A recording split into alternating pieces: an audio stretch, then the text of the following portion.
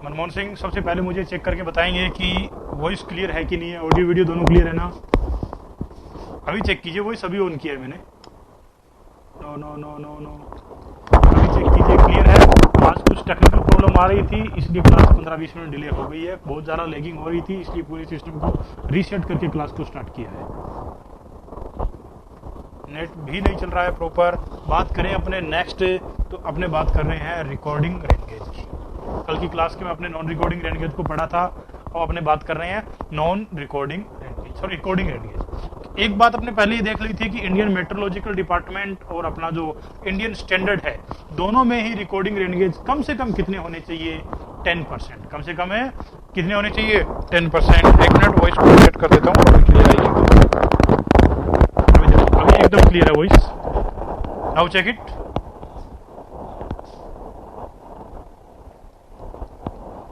हाँ, अब सही आ रही है एकदम। वॉइस बार बार नहीं कट रही है, कुछ टेक्निकल प्रॉब्लम आ रही है, इस वजह से थोड़ा सा लेग कर रहा है, बाकी कोई प्रॉब्लम नहीं है। Okay okay.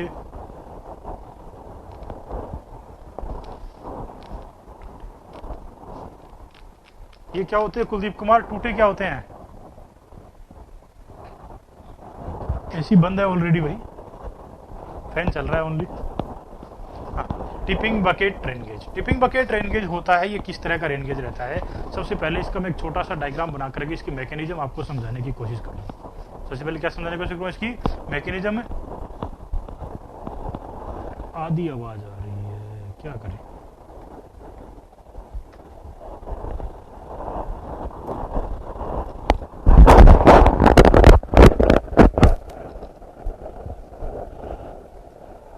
अभी एकदम सही है। हाँ, इसमें एक रिसीवर फनल रहता है इस तरह का। इसमें एक रिसीवर फनल रहता है इस तरह की से। क्या कहते हैं इसको? Receiver funnel. Receiver funnel. इस रिसीवर फनल को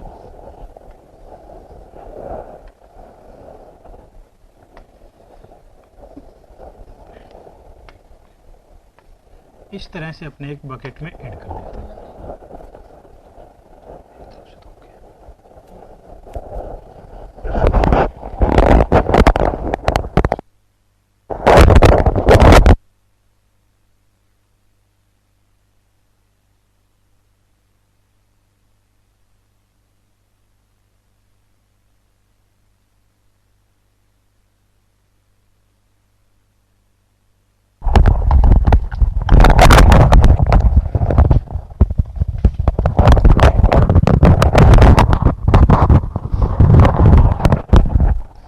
अब चेक कीजिए वॉइस को, चेक ऑडियो।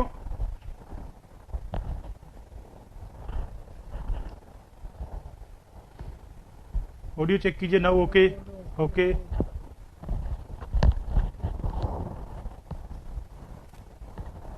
नेक्स्ट अपने बात करें तो इसमें एक रिसीवर फनल रहता है, और इस रिसीवर फनल का जो डायामीटर है, रिसीवर फनल का जो डाया है वो अपना लमसम रखते हैं एग्जैक्ट 30 सेंटीमीटर। ये आरपीसीआईएन में भी पूछा गया था प्री के एग्जाम में। आरपीसीआईएन के प्री के एग्जाम में भी क्या हुआ था? पूछा गया था।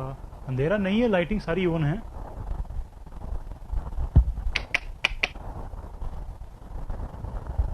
अब तो ठीक है। कलर भी चेंज कर देते हैं, व्हाइट से लिखेंगे तो बिल्कुल क्लियर दिखाई देगा। अब इस रिसीवर फनल को क्या कर दिया जाता है? इस रिसीवर फनल को इस तरह एक बकेट के सेट में ऐड कर दिया जाता है। इस तरह के एक बकेट का सेट रहता है। इस रिसीवर फनल को एक बकेट के सेट में क्या कर देते हैं? अपने ऐड कर देते हैं। इस फनल से जो भी रेनफॉल आएगा वो सारा का सारा रेनफॉल आकर के इस बकेट में कलेक्ट हो जाएगा। आकर के सारा का सारा रेनफॉल क्या हो जाएगा? इस बकेट में कलेक्ट हो जाएगा। ये जो बकेट होती है ये अपने बॉटम से क्लिक कर सकती है। ये अपने बॉटम से क्लिक कर सकते हैं। रिपीट क्या करना है दोस्तों? कल अपने नॉन रिकॉर्डिंग रेनगेज पढ़ा था, आज अपने पढ़ रहे हैं रिकॉर्डिंग रेनगेज। कल अपने पढ़ रहे थे नॉन रिकॉर्डिंग, आज अपने पढ़ रहे हैं कौन सा? Recording rain gauge. इसमें रहता है टिपिंग बकेट रेनगेज। सबसे पहला टिपिंग बकेट में एक रिसीवर फनल रहता है 30 सेंटीमीटर डाया का। एक इसमें बकेट का सेट रहता है जिसमें 2 नंबर्स ऑफ बकेट रहती है, फर्स्ट और सेकेंड। जैसे ही एक बकेट अपनी वाटर से फिल हो जाएगी, जैसे क्या होगा कि एक बकेट अपनी पूरी वाटर से क्या हो जाएगी, फिल हो जाएगी, वैसे ही ये वेट की वजह से अपने पॉइंट पर टिल्ट कर जाएगी। अपने पॉइंट पर क्या कर जाएगी, टिल्टिंग कर जाएगी। टिल्टिंग करने की वजह से क्या होगा, टिल्टिंग कर जाएगी, उस टिल्टिंग करने की वजह से दूसरी बकेट आकर के लग जाएगी। कितना वेट में ये टिल्ट करेगी, तो क्या कह सकता हूं मैं, बकेट फिल होने पे टिल्ट करेगी। पूरी बकेट जब क्या हो जाएगी, वाटर से फिल हो जाएगी, तब ये टिल्ट करेगी। Bucket fill by 0.25 mm of rainfall. Bucket किससे भरेगी, 0.25 mm रेनफॉल होते ही। इस बकेट का जो टिल्टिंग पॉइंट है उसको अपने जोड़ देते हैं किससे, पॉइंटर से। किससे जोड़ दिया जाता है, पॉइंटर वायर से। पॉइंटर वायर के आगे लगी रहती है एक पेंसिल। पॉइंटर वायर के आगे क्या लगी रहती है, कि पेंसिल लगी रहती है। ये जो पेंसिल है ये आकर के एक ड्रम पे कलेक्टेड होती है। ये पेंसिल जो है आकर के एक ड्रम से कनेक्टेड होती है। ये एक इस तरह का ड्रम रहता है। इसका डाया वगैरह कुछ भी इंपॉर्टेंट नहीं है। इसको एक इलेक्ट्रिक मोटर से जोड़ दिया जाता है। ये जो ड्रम है ये राउंड करता रहता है। ये जो ड्रम है क्या करता रहता है, राउंड करता रहता है। राउंडिंग ड्रम है। और ये क्या करता है, एक राउंड को कंप्लीट करता है 24 आवर्स में। और इस 24 आवर्स को अपने सेट कर देते हैं 8:30 to 8:30, ताकि डेली रेनफॉल डाटा लिए जा सके। डेली की जब 30 दिन की वैल्यू हो, एवरेज डेली कैलकुलेट किया जा सके। डेली की जब 365 दिन की वैल्यू हो जाए, 1 जून से 31 मई तक है, तो एनुअल रेनफॉल कलेक्ट किया जा सके। और 35 साल के एनुअल से एवरेज एनुअल रेनफॉल कलेक्ट किया जा सके। एवरेज एनुअल मिलते ही वेटनेस इंडेक्स कैलकुलेट कर सकते हैं, डेफिशिएंसी इन रेनफॉल कैलकुलेट कर सकते हैं। इसलिए को स्टैंडर्डाइज करने के लिए ये होता है। पॉइंटर वायर क्या होता है, देखो एग्जैक्ट मैं बात करूं पॉइंटर वायर की, तो आपने जनरली कोई मोटरसाइकिल चलाई है, उस मोटरसाइकिल में क्या रहता है, टायर से लेकर मीटर तक एक पॉइंटर वायर लेता है, जिसमें नंबर्स ऑफ छोटे छोटे स्प्रिंग्स लगे रहते हैं। नंबर्स ऑफ छोटे छोटे क्या रहते हैं, स्प्रिंग से लगे रहते हैं। टायर जैसे ही घूमता है उसकी एक्टिविटी को मीटर में नोट करता है। देखा है ना, जैसे वो वायर खराब हो जाता है मीटर रुक जाता है। जैसे वायर खराब हो जाता है मीटर क्या हो जाता है, रुक जाता है। दोनों मीटर उसी एक वायर से चल जाते हैं, स्पीडोमीटर भी, ओडोमीटर भी। ओडोमीटर ये बताता है कि टोटल कितने हजार किलोमीटर अपनी बाइक चल गई, और स्पीडोमीटर ये बताता है कि बाइक की स्पीड क्या है, कितने किलोमीटर पर आवर से अभी वो चल रहा है, कितने किलोमीटर पर आवर से भी चल रहा है। जोरवाल जी आज का पहली स्लाइड है ये, आज की ये फर्स्ट ही स्लाइड है। अब इसके ऊपर जो अपना है एक ग्राफ पेपर लगा रहता है। इसके ऊपर क्या लगा रहता है, एक ग्राफ पेपर लगा रहता है। अब जो ये पॉइंटर जो अपना वायर है ये उतना ही रोटेट करेगा जितना ये टिल्टिंग का टाइम होगा, इसका कितने टाइम तक ये टिल्ट करती है। ये जो टिल्टिंग है इस पे डिपेंड करती है पॉइंटिंग की स्पीड। जैसे जैसे ये ज्यादा करेगा, ज्यादा कब करेगा, जब हैवी रेनफॉल होगी जल्दी जल्दी बकेट्स भरेगी। जब हैवी रेनफॉल होगी जल्दी जल्दी बकेट भरेगी, पॉइंटर उतना ही जल्दी क्या करेगा, एक्टिविटी करेगा। पॉइंटर उतना ही जल्दी क्या करेगा, अपने एक्टिविटी करेगा, और एक बकेट से दूसरे बकेट का नंबर आता रहेगा। उतने ही जल्दी पेंसिल हाइट पे जाएगी और अपने को क्या बताएगी, रेनफॉल इंटेंसिटी की वैल्यू। अपने को क्या बताएगी, रेनफॉल इंटेंसिटी की वैल्यू बताएगी। तो इसमें मैं पॉइंट बाय पॉइंट क्या नोट कर सकता हूं, इन दिस रेन गेज, हिंदी में नोट करता हूं ताकि आपको, in this rain gauge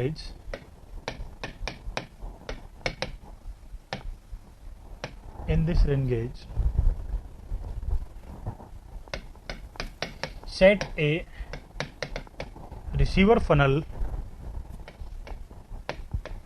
of 300 mm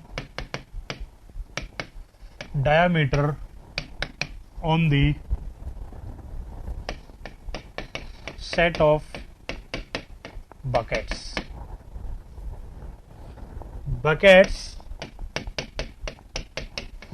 set as tilting action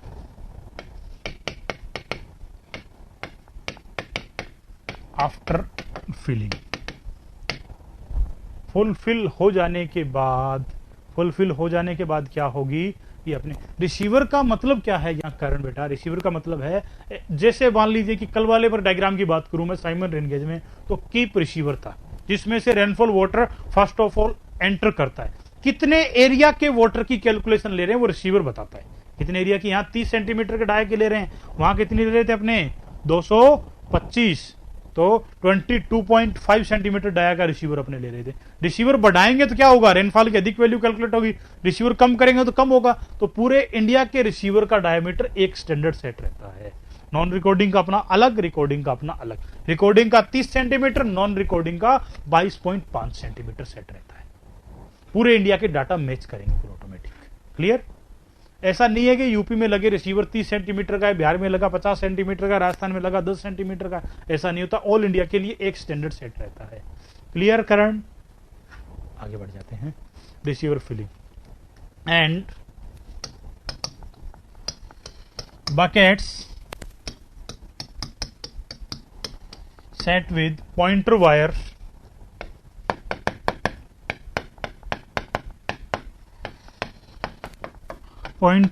and pencil, set with a pointer wire and a pencil। वो पॉइंटर वायर और पेंसिल के साथ क्या रहती है, एकदम सेट रहती है। पॉइंटर वायर एंड पेंसिल दोनों के साथ उसका क्या रहता है, एडजस्टिंग रहता है। टिल्टिंग मतलब क्या होता है कि बकेट भरने पर अपने आप वेट की वजह से लुढ़क जाएगी। Pencil set on rotating drum with graph paper. Graph paper. अब बात करते हैं इसके स्टैंडर्डाइज वैल्यू की। अब क्या होगा कि इसमें जो ग्राफ पेपर बनेगा उसमें मुझे रेनफॉल इंटेंसिटी तो मेजर होगी।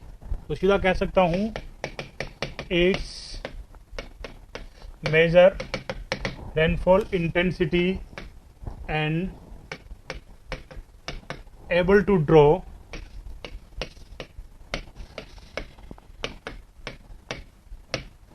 ए hyetograph. Able to draw a hyetograph. सबसे पहली स्लाइड की बात करो, नंबर बताया करो दोस्त। कारण बेटा नंबर बताया करो, कितने नंबर स्लाइड। अब प्रीवियस स्लाइड में तो 1 नंबर भी है और 2 नंबर भी है और 3rd नंबर 3 नंबर भी, 1 2 3 तीनों है ना।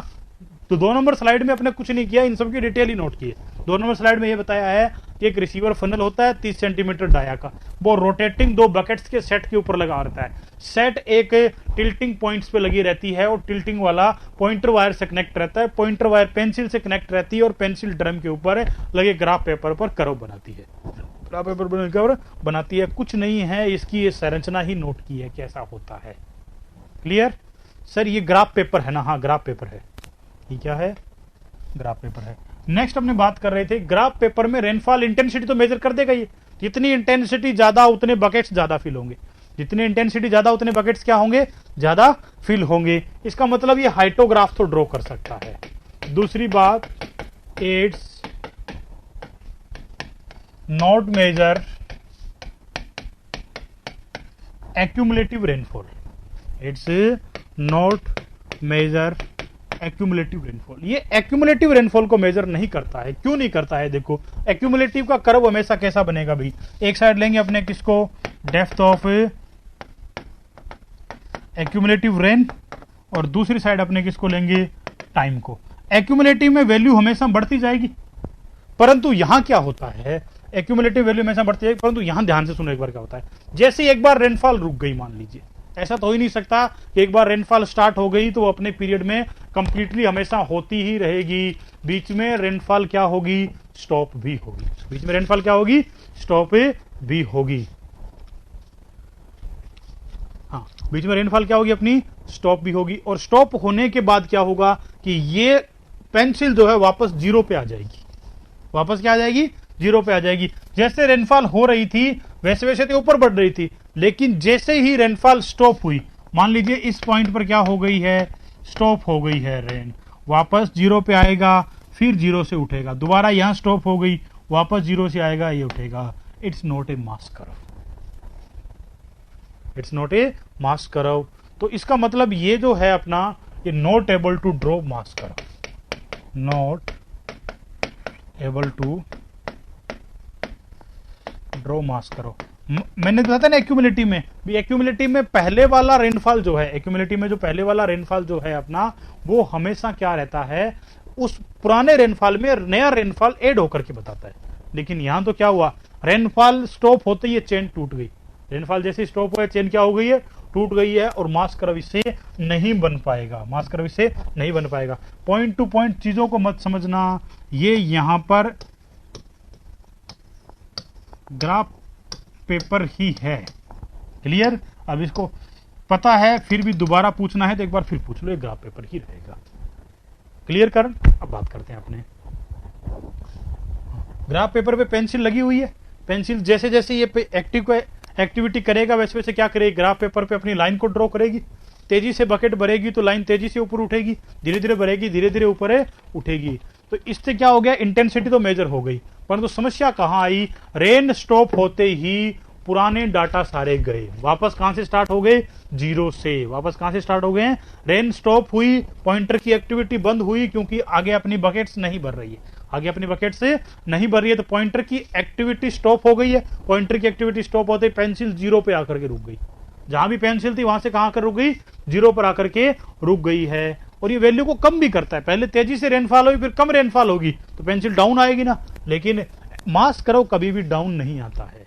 अगर जीरो रेनफॉल भी हुई है तो जीरो जुड़ के वो वहीं जरूर रुका रहेगा, जीरो रेनफॉल भी हुई है तो जीरो उसके साथ जुड़ के वो वहीं जरूर रुका रहेगा। इसे कहते हैं टिपिंग बकेट रेन गेज। क्या कहते हैं इसे, टिपिंग बकेट रेन गेज। दूसरी बात मैं करूं तो टिपिंग बकेट रेन गेज कहां यूज करते हैं भाई, इस रेन गेट को यूज कहां करते हैं, इसको करते हैं अपने रिमोट। इसका यूज जो है वो कहां किया जाता है, इसका यूज किया जाता है रिमोट हिली एरिया में। जनरली अपने इसका यूज रिमोट हिली एरिया में करते हैं। ये आप लोगों को सबको समझ में आया होगा, कोई डाउट है तो बताइए मुझे जल्दी से। इसमें टिपिंग बकेट में किसी तरह का कोई डाउट है तो बताइए।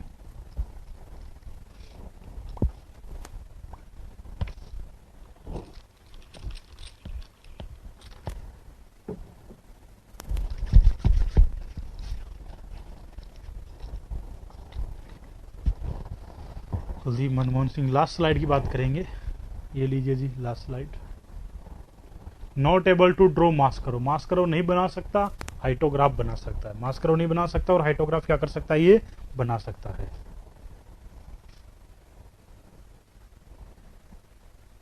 2 नंबर स्लाइड ये रही दोस्त। 2 नंबर स्लाइड में कुछ भी नहीं है, उसकी जो रचना है उसी को नोट किया है कि क्या क्या है इसमें। वो डायग्राम में भी दिखाई दे रहा है, नोट करने की रिक्वायरमेंट है नहीं ज्यादा कुछ।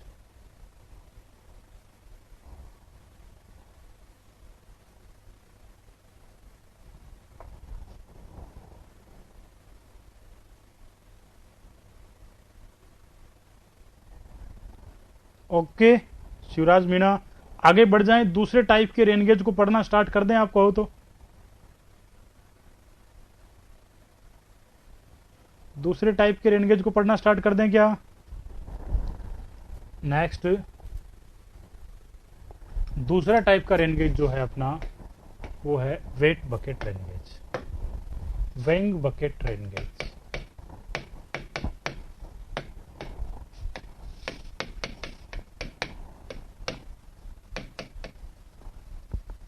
अब देखो कुछ लोग ऐसे होंगे जब मैं इसको एक्सप्लेन कर रहा हूं जब अपने काम में लगे होंगे, जो अपने काम में लगे रहेंगे, फिर वो क्या करेंगे, फिर इसमें से पूछेंगे क्या है, क्या समझ में आया क्या नहीं है। पहले 3 नंबर स्लाइड नोट कर रहे हैं, नोट कर लो एक बार। दिलीप जाट चौधरी जी थोड़ा जल्दी नोट करो, ऐसे तो कैसे काम चलेगा फिर।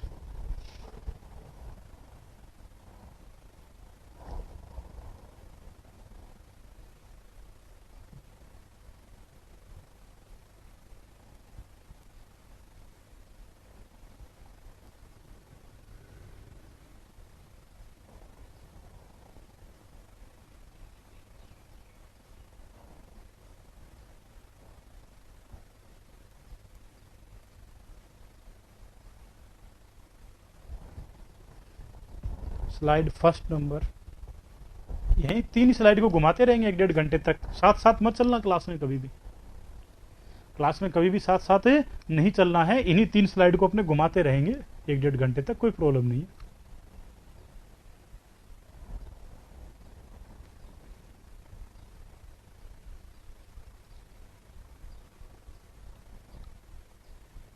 जिसने फर्स्ट नंबर की डिमांड की थी वो मुझे बताए तो सही।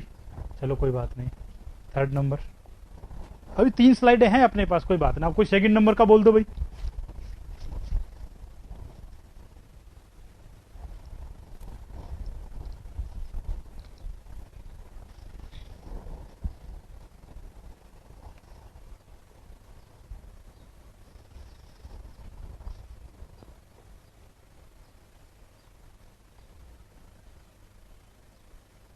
नहीं नहीं, ऐसे कैसे आगे बढ़े? आपको छोड़ के आगे बढ़ने का तो फायदा ही क्या है फिर?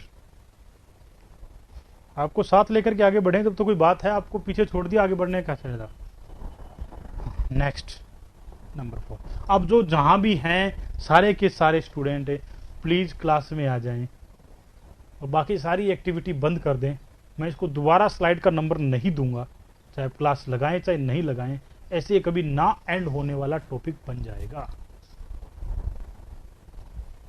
लास्ट में मिलेगा 15 स्लाइड पूरी होने पर स्क्रीनशॉट। कोई स्लाइड की डिमांड तभी करेगा जब उसको कोई बात समझ में नहीं आई होगी।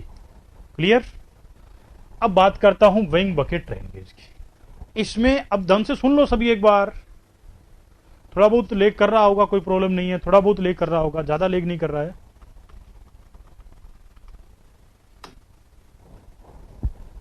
ज्यादा लेग नहीं कर रहा है, इसीलिए इसको अपने कम रेजुलेशन पे चला रखा है। 300 पे ही चल रहा है लमसम।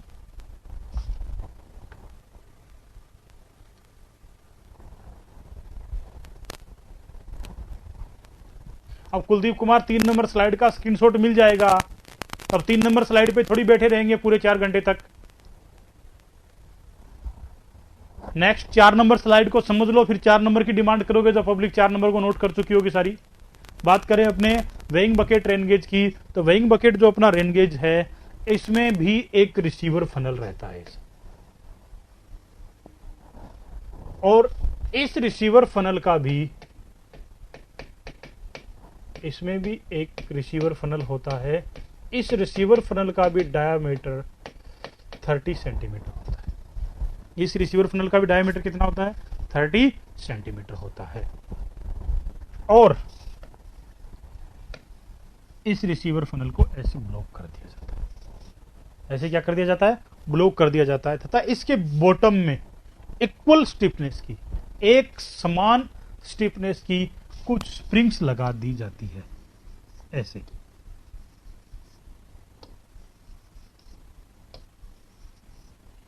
इस तरह कुछ स्प्रिंग का सेट लगा दिया जाता है। सभी की स्टिफनेस बिल्कुल इक्वल रखते हैं। सभी की स्टिफनेस बिल्कुल इक्वल रखते हैं। जितनी भी स्प्रिंग लगी है उन सब की स्टिफनेस इक्वल रखेंगे। उन सब की स्प्रिंग को एक पैड से जोड़ देंगे। पैड के साथ जोड़ा जाएगा पॉइंटर वायर। क्या जोड़ा जाएगा? Pointer wire. और इस पॉइंटर वायर के साथ जुड़ा होगा रोटेटिंग ड्रम। आगे का कंसेप्ट पूरा वो का वही है पॉइंटर के बाद का। सिर्फ क्या किया अपने स्प्रिंग, जितने स्प्रिंग प्रेस होंगे पॉइंटर उतना ही एक्टिव होगा।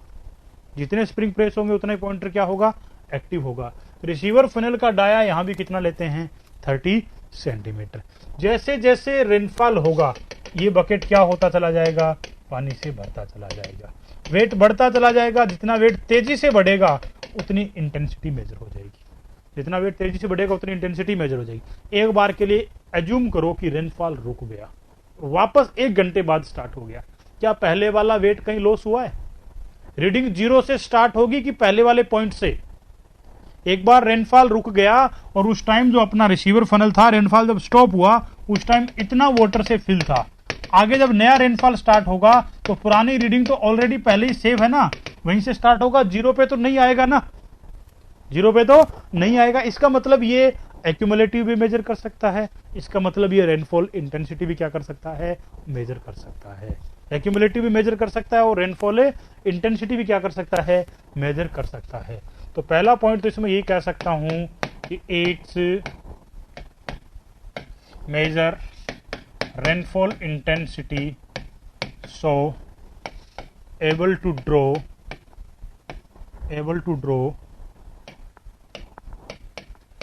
Hyetograph, able to draw hyetograph. Second number पे it's major accumulative rain, so able to draw mass curve. तो ये दोनों चीजें बना सकता है, मास कर्व भी, एक्यूमुलेटिव भी, रेन भी। सर रेनफॉल एक फिक्स टाइम तक, हाँ जो अपना ऑब्जर्वेशन टाइम है फिक्स टाइम है। अब कह दिया ना सुबह 8:30 से अगले दिन 8:30, 24 घंटे का ले लिया, फिर इसको खाली कर दिया, फिर 24 घंटे का ले लिया, और एक रिकॉर्ड अपने बनाते गए। उस रिकॉर्ड से daily annual rainfall, average daily annual rainfall, monthly rainfall, annual rainfall, average annual rainfall, daily rainfall, average rainfall, कोई भी रिकॉर्ड उससे बनाया जा सकता है शिवराज, कोई भी रिकॉर्ड उससे क्या कर सकते हैं, अपने बना सकते हैं। दूसरी बात, अब इसमें चाहे रेनफॉल गिरे चाहे स्नोफॉल गिरे, वेट तो दोनों में होगा, रिजल्ट दोनों का कॉमन आएगा। तो दूसरी बात ये कह सकता हूं कि it's major rainfall and snowfall, ये रेनफॉल को भी मेजर कर सकता है और स्नोफॉल को भी क्या कर सकता है, मेजर कर सकता है। इसका मतलब ये टिपिंग बकेट से थोड़ा सा एडवांस हो गया है दो चीजों में, एक तो स्नोफॉल मेजर करने में एडवांस हो गया, एक तो किसमें मेजर हो गया, स्नोफॉल मेजर करने में एडवांस हो गया है, और दूसरा किस में एडवांस हो गया है, ये अपने पास इसकी रीडिंग रिकॉर्ड में, रीडिंग रिकॉर्ड मतलब एक्यूमुलेटिव भी मेजर कर सकता है, रेनफॉल इंटेंसिटी के साथ साथ एक्यूमुलेटिव भी मेजर कर सकता है। अब बकेट का साइज इतना बड़ा होता है कि एक दिन में कभी फिल नहीं हो सकती है 24 आवर्स में, ओनली हैवी रेनफॉल के टाइम भी फिल हो सकती है। ओनली कब हो, बहुत हैवी रेनफॉल हो, बादल के फटने की एक्टिविटी हो। अब केदारनाथ में अगर रेनगेज लगा है तो बादल फटेगा तो ये बकेट फिल होगी ही होगी, ये बकेट क्या होगी, फिल होगी। दूसरी बात, अगर ऐसी कहीं समस्या आती है, मान लो कि अपने मेघालय में काम कर रहे हैं, तिरुवनंतपुरम में काम कर रहे हैं, नामनेश्वरम में काम कर रहे हैं, जहां रेनफॉल इंडिया की सबसे अधिक रेनफॉल होती है, उस जगह पे वर्क करें, तो बकेट का साइज बढ़ा देंगे ना, क्योंकि अपना रिजल्ट तो जो चेंज हो रहा है वो डाया ऑफ रिसीवर से हो रहा है। डाया वही रखो, बकेट का वॉल्यूम बढ़ा दो, डाया वही रखो, बकेट का वॉल्यूम बढ़ा दो, कोई फर्क पड़ेगा, कोई फर्क नहीं पड़ेगा। ओके, तो ये तीन चीजें अपने इसे मेजर कर सकते हैं। रेनफॉल इंटेंसिटी जो हाइटोग्राफ बना सकती है, एक्यूमुलेटिव रेनफॉल जो मास कर्व बना सकती है, तीसरा इसे रेनफॉल के साथ साथ स्नोफॉल मेजर कर सकते हैं। जबकि टिपिंग बकेट जो था उसमें स्नोफॉल मेजर नहीं किया जा सकता, क्योंकि टिपिंग में स्नो भरेगी तो आधी भरी हुई टिपिंग ही उलट जाएगी, आधी भरी हुई टिपिंग ही उलट जाएगी। अब बात करते हैं सोनू बेटा, अपने यहां पर वही डाटा नोट करेंगे जो एग्जाम के लिए इंपॉर्टेंट है, वही डाटा नोट करेंगे जो अपने रिजल्ट को बदल देता है, अपने रिजल्ट को इफेक्टेड करता है, सिर्फ वही एग्जाम में आएंगे। बाकी इसका 3D डायग्राम बना के 50 डाटा इस पर लिखने का कोई मीन्स दूर दूर तक नहीं है, कोई मीन्स दूर दूर तक नहीं। बेटा लेग हो रहा है तो बाद में रिकॉर्डेड देख लेना, क्लास को चलने दो, इतना भी लेग नहीं हो रहा है, क्योंकि मैं अपने पास यहाँ मोबाइल पे साथ साथ इसको चला रहा हूँ और चेक कर रहा हूँ लेग कर रहा है कि नहीं कर रहा है।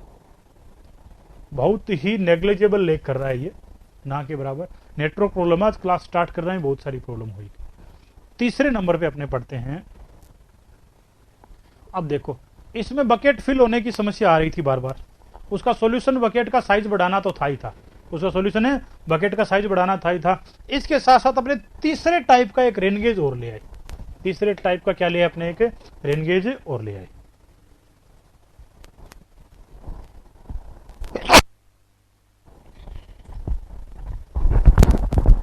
ओके है, सब कुछ चल रहा है, सब कुछ सही, कोई प्रॉब्लम नहीं है। तीसरे टाइप का अपने एक रेनगेज और ले आए।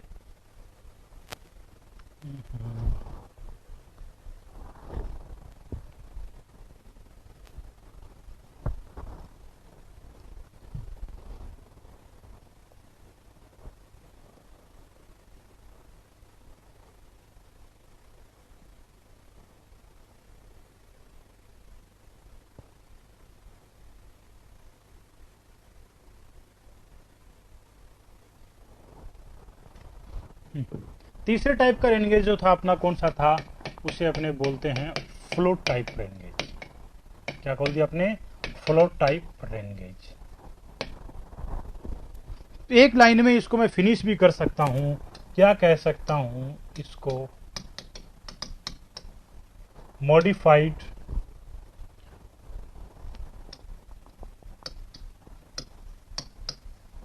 Weighing bucket rain gauge. Modified weighing bucket rain gauge. Next, अब मॉडिफाई वेइंग बकेट में क्या किया आपने, सबसे पहले ये सुन लो क्या चेंजेज आए हैं, उससे क्या फायदा अपने को मिला है। ये रहा रिसीवर फनल।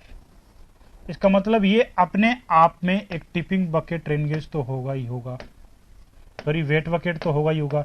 वेट बकेट में ही अपने को चेंज करना है, पॉइंटर लगा करके, ड्रम लगा करके, यही तो करना है अपने को। एक काम अपने इसमें अलग से कर दें कि इसमें एक साइफन लगा दे, तो भाई एक फिक्स हाइट को मैंने मेंटेन किया और इस हाइट पर वाटर आते ही साइफन एक्टिविटी से ये वाटर रिलीज हो जाए। क्या लगा दिया मैंने इसमें, एक साइफन लगा दिया है। एक हाइट पर वाटर आते ही साइफन में वाटर का फ्लो स्टार्ट हो जाएगा, वापिस बकेट को खाली कर देगा। अब अपने को डेली यहाँ आने की जरूरत नहीं है। एक सप्ताह भर की, 10 दिन की, महीने भर की रीडिंग एक साथ ली जा सकती है। सप्ताह भर की, 10 दिन की, महीने भर की रीडिंग क्या ली जा सकती है, इसमें एक साथ रीडिंग ली जा सकती है। इसीलिए इस साइफन की वजह से ही इसका एक नाम और हो जाता है एंटी साइफन रेन गेज। एक नाम इसका और हो जाता है कौन सा, anti siphon rain gauge.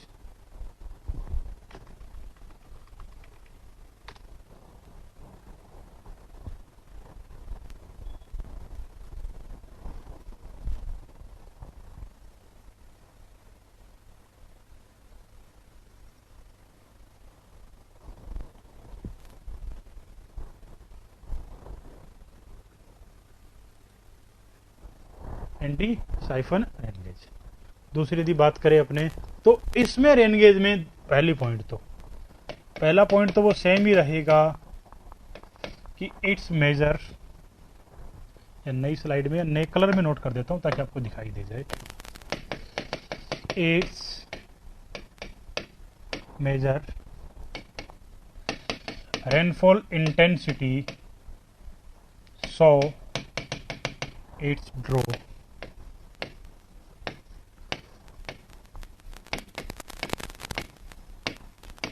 Hyetograph. It's draw hyetograph. ये रेनफॉल इंटेंसिटी को मेजर कर सकता है, इसलिए इससे हाइटोग्राफ बना सकते हैं।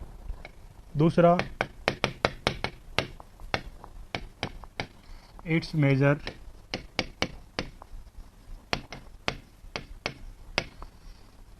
accumulative rain, so it's able to draw mass curve. In this rain gauge, in this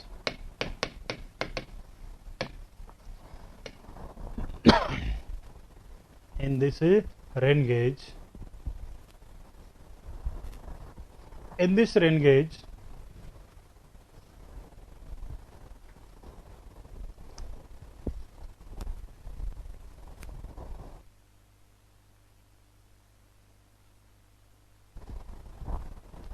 this rain gauge,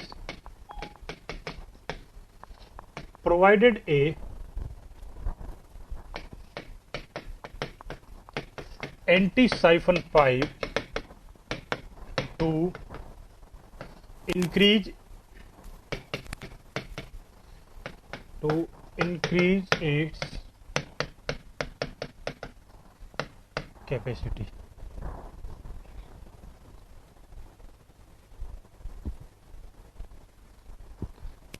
to increase rainfall intensity versus time में बना हुआ कर्व क्या कहलाएगा अपना, हाइटोग्राफ।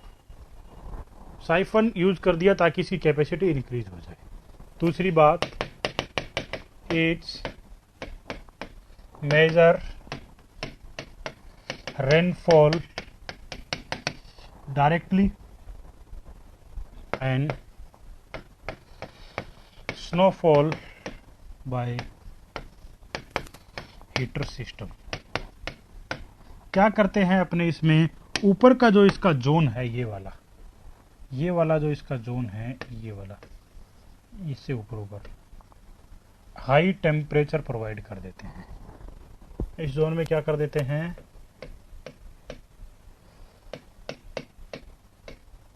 Provided high temperature. उस हाई टेम्परेचर की वजह से आने वाली स्नो भी किस में कन्वर्ट हो जाएगी, वाटर में। इसको बोलते हैं हीटर सिस्टम। पूरा एक क्या वाला इलेक्ट्रिक हीटर लगा दिया है तो यहाँ पर बहुत हाई टेम्परेचर को मैनेज कर रहा है। यहाँ से निकलते निकलते जो अपना वाटर है, जो अपना स्नो है, वो किस में कन्वर्ट हो जाएगा, वाटर में कन्वर्ट हो जाएगा। मोस्टली यूज्ड इन इंडिया, या इसको बोल सकते हैं मोस्ट एक्यूरेट ड्रेनेज। हाँ, एक्यूमुलेटिव पे फर्क पड़ेगा, लेकिन अपने को उसका पता है। एक बात जानते हो, यहां जब ये खाली होगा तो एक्यूमुलेटिव वैल्यू 0 पे आएगी ना, लेकिन अपने को पता है खाली हुआ है, ये बरसात नहीं रुकी है, ये क्या हुआ है, खाली हुआ है। तो पहले वाले एक्यूमुलेटिव और नए एक्यूमुलेटिव को ऐड कर देंगे अपने। यहां अपने को फिक्स पता है कि साइफन एक्टिविटी आई है तभी ये 0 पे आया, वरना ये नहीं आता। तो 0 वाले ग्राफ को वापस पुराने ग्राफ के ऊपर ऐड कर देंगे, जैसे मान लीजिए कि यहां तक एक कर्व बना हुआ था, ये यहां आकर के खाली हो गया, तो यहां जो कर्व मेरा बनेगा, इस कर्व को वापस मैं उठा के यहां डाल दूंगा ऐसे। तो अपने को पता है यहां कहां जाकर के एंडिंग हुई है, उसको अपने ऐड करके वापस अपने हाइट मास कर्व को अच्छे से वापस बना सकते हैं। मास कर्व क्या कर सकते हैं, अच्छे से बना सकते हैं। ये थे अपने रिकॉर्डिंग रेन गेज। ये थे अपने कौन से, रिकॉर्डिंग रेन गेज। क्लियर। 0 से स्टार्ट तो करेगा, लेकिन अपने को पता है कि खाली होने की वजह से वो वर्क नहीं कर पाया है। 6 नंबर स्लाइड में कुछ भी नोट किया है, ये नोट किया है, in this rain gauge provided a anti siphon pipe to increase its capacity. इसकी कैपेसिटी को इंक्रीज करने के लिए अपने इसमें एक एंटी साइफन पाइप क्या कर देते हैं, प्रोवाइड कर देते हैं। एंटी साइफन पाइप प्रोवाइड कर देते हैं। दूसरी बात, ये रेनफॉल को डायरेक्टली मेजर करता है और स्नोफॉल को किसके माध्यम से मेजर करता है, हीटर मैकेनिज्म के माध्यम से। स्नोफॉल को किसके माध्यम से मेजर करता है, हीटर मैकेनिज्म। सिग्निफिकेंट क्या है मास कर्व का, वो अपने आगे आएगा दोस्त। शिव कुमार, मास कर्व का क्या यूज है, क्या और है, वो सारी चीजें अपने पास आगे आएगी। मास कर्व टेक्निक पढ़ेंगे, उसमें पूरा का पूरा मास कर्व आएगा। ऐसे तो हाइटोग्राफ का सिग्निफिकेंट भी अपने अभी नहीं पढ़ा, अपने सिर्फ ये जाना है किन किन के मध्य बनता है। Hyetograph rainfall intensity versus time के मध्य बनेगा, और जो अपना मास कर्व है वो एक्यूमुलेटिव रेनफॉल वर्सेस टाइम बनेगा। मास कर्व क्या बनेगा अपना, एक्यूमुलेटिव रेन वर्सेज टाइम। अब अपने नया टॉपिक स्टार्ट करने जा रहे हैं। नया टॉपिक जो है अपना है average rainfall of A catchment. इसी रेनफॉल का एक नया टॉपिक अपने स्टार्ट करने जा रहे हैं, एवरेज रेनफॉल। अब देखो इंडिया में रेनफॉल है तो बार बार रेनफॉल शब्द यूज कर रहा हूं, बाकी है तो ये पीपीटी। एवरेज रेनफॉल है। धीरज से कल की क्लास को वापस देखना, एक्यूमुलेटिव को पूरे एग्जाम्पल के साथ मैंने बताया। या तो आप कल आए नहीं थे और या उस टाइम ध्यान नहीं दिया था। 0 से 2 घंटे, 2 से 4 घंटे, 4 से 8, 8 से 10 घंटे में नॉर्मल रेनफॉल को कैसे एक्यूमुलेटिव में कन्वर्ट करते हैं बताया था। बाकी एक्यूमुलेटिव बार बार आता रहेगा, कोई प्रॉब्लम नहीं है। Average rainfall of A catchment. अब ऐसा नहीं हो सकता कि 5वीं नंबर क्लास वाले को पहली क्लास के साथ लेकर के चला जा सके। क्लियर। नेक्स्ट बात करें, average rainfall of A catchment. किसी कैचमेंट का एवरेज रेनफॉल कैसे मेजर करते हैं। इसको मेजर करने के लिए 3 मेथड्स अपने काम में लेते हैं, नंबर 1, नंबर 2 और नंबर 3। एक अपने काम में लेते हैं अर्थमेटिकल मीन मेथड। एक काम में लेते हैं अपने अर्थमेटिकल मीन मेथड्स। क्लियर। और दूसरा काम में लेते हैं अपने थाइसन पॉलीगॉन मेथड्स। दूसरा काम में लेते हैं अपने कौन सा, थायसन पॉलीगन मेथड्स। और तीसरा इसमें आता है आइसोहाइटल मेथड। इन सब में एक्यूरेसी की बात करूं तो ये वाला है अपने लिए मोस्ट एक्यूरेट। ये वाला क्या अपने लिए मोस्ट एक्यूरेट है। अब वन बाय वन तीनों को पढ़ेंगे कि तीनों को अलग अलग कहाँ कहाँ यूज करते हैं, कौन से मेथड से कैसे एवरेज रेनफॉल की वैल्यू कैलकुलेट करते हैं। तो सबसे पहले हेडिंग होगी अपनी arithmetical mean methods.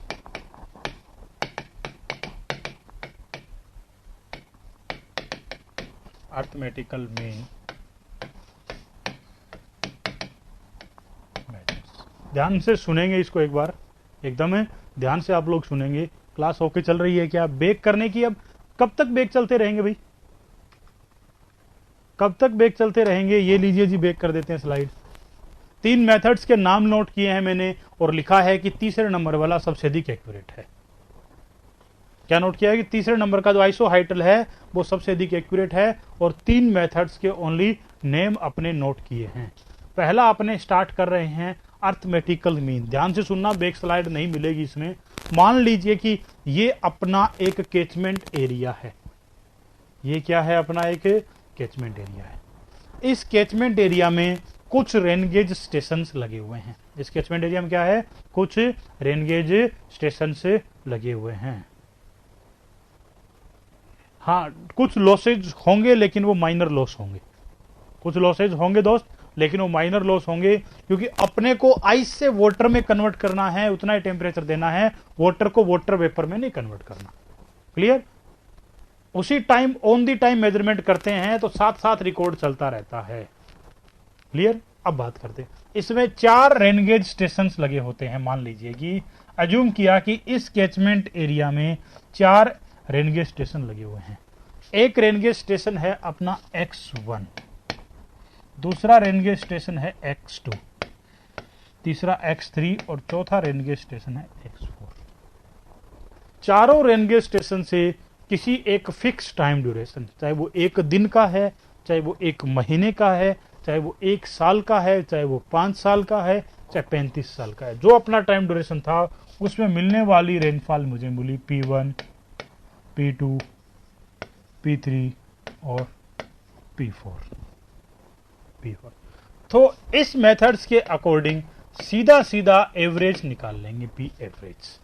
P average क्या होगा? यहां पर P1 plus P2 plus P3 plus P4 upon 4। P1 plus P2 plus P3 plus P4 upon 4। इसे कहते हैं अर्थमेटिकल मीन मेथड्स। इसकी कमियां देखो। सबसे पहले तो it's accurate if rainfall distribution is uniform. ये एक्यूरेट तभी होगा जब रेनफॉल डिस्ट्रीब्यूशन अपना क्या हो? यूनिफॉर्म हो। मान लीजिए कि किस तरह ये एक्यूरेट नहीं होता है। ये मान लिया मेरा एक राजस्थान का मैप था, ये अरावली पर्वत श्रृंखला है, इसके बीचों बीच निकल गई। जैसलमेर में रेनफॉल हो रहा है 10 सेंटीमीटर, उदयपुर में हो रहा है 110 सेंटीमीटर, क्योंकि पहाड़ियां ऐसे निकलती है अरावली की पूरे मिल के। और यहाँ पश्चिमी राजस्थान में यहाँ हो रहा है 130 सेंटीमीटर, यहाँ भी हो रहा है 120 सेंटीमीटर, ऊपर के एरिया में लगभग हो रहा है 40 सेंटीमीटर। इतने सारे रेनगेज लगे हैं 5, और मैं कह दूं 500 की वैल्यू का एवरेज क्या है? पी एवरेज क्या है? 10 plus 40 plus 110 plus 130 plus 120 approximate है। मैंने पूरे राजस्थान का बोल दिया 58 सेंटीमीटर क्या है पी एवरेज। क्या ये जमने वाली बात? ना तो 130 वाले पे एप्लीकेबल है, उसकी तो आधी वैल्यू नहीं है, ना ये 10 वाले पे एप्लीकेबल है क्योंकि उसकी तो 5 गुना वैल्यू है। ना तो ये 130 वाले पे एप्लीकेबल है, ना 10 वाले पे एप्लीकेबल है। तो ऐसे में अपने ये कह सकते हैं कि ये तभी सही है मेथड से जब ये सारे के सारे रेनफॉल डाटा अपने को लमसम क्या मिले? इक्वल मिले। जैसे कि यूपी में मिलते हैं, मोस्टली यूपी में इक्वल मिलते हैं, मोस्टली बिहार में इक्वल मिलते हैं, एक स्पेशल छोटा, जितना छोटा एरिया होगा उतने इक्वल मिलने के चांसेस अधिक होंगे। अगर उदयपुर की कैलकुलेट करूंगा तो मोस्टली इक्वल मिलेंगे, जयपुर की कैलकुलेशन करूंगा तो मोस्टली इक्वल मिलेंगे, जैसलमेर की कैलकुलेशन करूंगा तो मोस्टली इक्वल मिलेंगे। इसका मतलब जहां इक्वल रेनफॉल अपने को मिलने के चांसेस है वहां ये अधिक एप्लीकेबल है। इट्स नॉट एक्यूरेट मेथड, ये कोई एक्यूरेट विधि अपने पास रेनफॉल को मेजर करने की नहीं है। ये रेनफॉल को मेजर करने की अपने पास कोई एक्यूरेट विधि नहीं है, इस बात को हमेशा दिमाग में रखना है। सेकेंडरी बात करते हैं अपने, दूसरी बात, मान लीजिए कोई वो कैचमेंट के बाहर स्टेशन है X4, मैंने माना कि ये स्टेशन है जो कैचमेंट के बाहर है जिसकी रेनफॉल वैल्यू P5 है। अब कैचमेंट का एरिया तो मैंने डिसाइड कर दिया, इस रेनगेज के द्वारा कवर किया गया एरिया भी तो कैचमेंट में आ सकता है ना, मतलब बाहर के कैचमेंट का इफेक्ट भी रेनगेज इस कैचमेंट में अंदर रहता है। बाहर का जो स्टेशन है, कैचमेंट के बाहर का जो स्टेशन है, उसका इफेक्ट भी इसके अंदर रहेगा, परंतु इस मेथड्स में उस इफेक्ट को कंसीडर नहीं करते हैं, कंसीडर नहीं करते हैं। तो इस मेथड्स का एक ड्रॉबैक और भी है कि in this method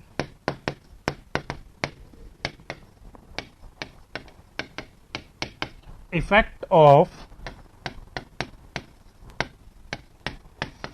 outer station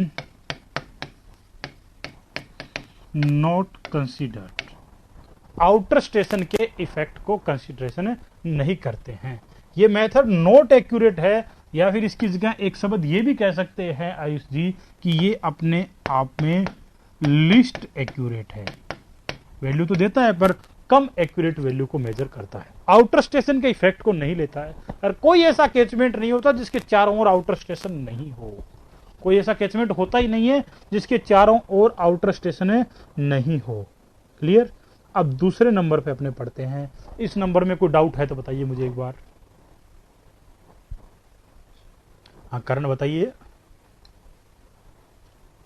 यहां तक कोई कंफ्यूजन, कोई डाउट, कोई सस्पेंस, कोई संशय कुछ भी है तो बताइए। ओहो ये डाउट है क्या, ये तो नहीं होना चाहिए डाउट। बाहर का स्टेशन है कुल मिला के, चाहे वो कितने नंबर है, बाहर वाले स्टेशन का इफेक्ट कैचमेंट के अंदर नहीं लेंगे, बाहर वाले स्टेशन का इफेक्ट कैचमेंट के अंदर नहीं लेंगे।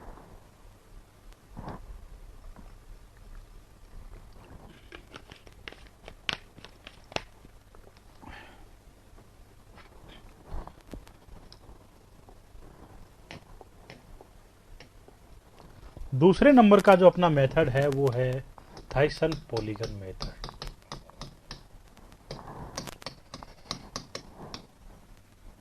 थाइसन पॉलीगन मेथड, पहले देखते हैं ये है क्या मेथड, क्या सिस्टम है इसमें, कैसे करते हैं।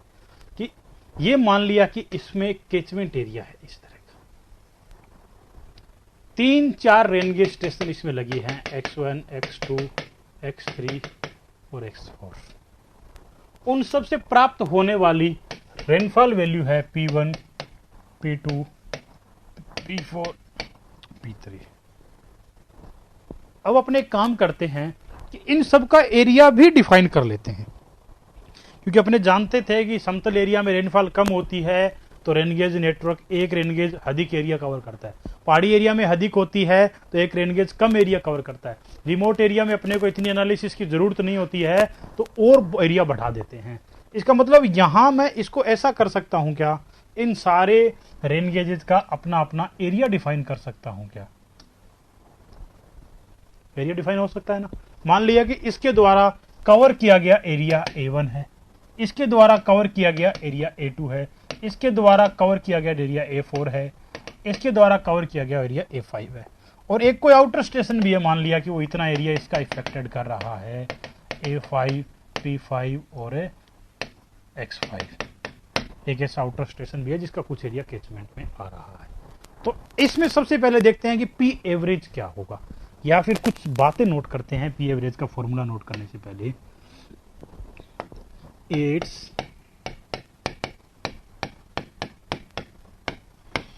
suitable if rainfall distribution is non uniform. Rainfall distribution non uniform नहीं है, एक समान नहीं है, अलग अलग आ रहा है। मेरे में वॉइस नहीं आ रही, बाकी लोगों में वॉइस क्लियर है?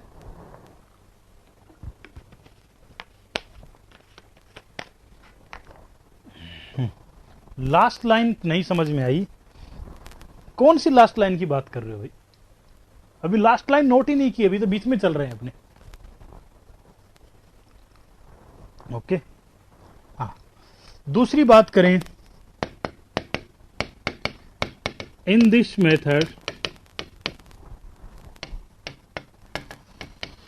Effect of outer station also considered। Effect of outer station also consider, outer station का इफेक्ट है वो साथ में कंसिडर किया जाएगा। Next, it's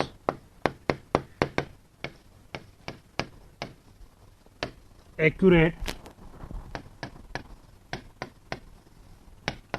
compare to, it's accurate compare to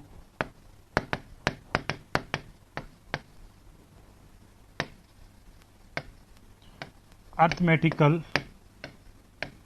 mean method.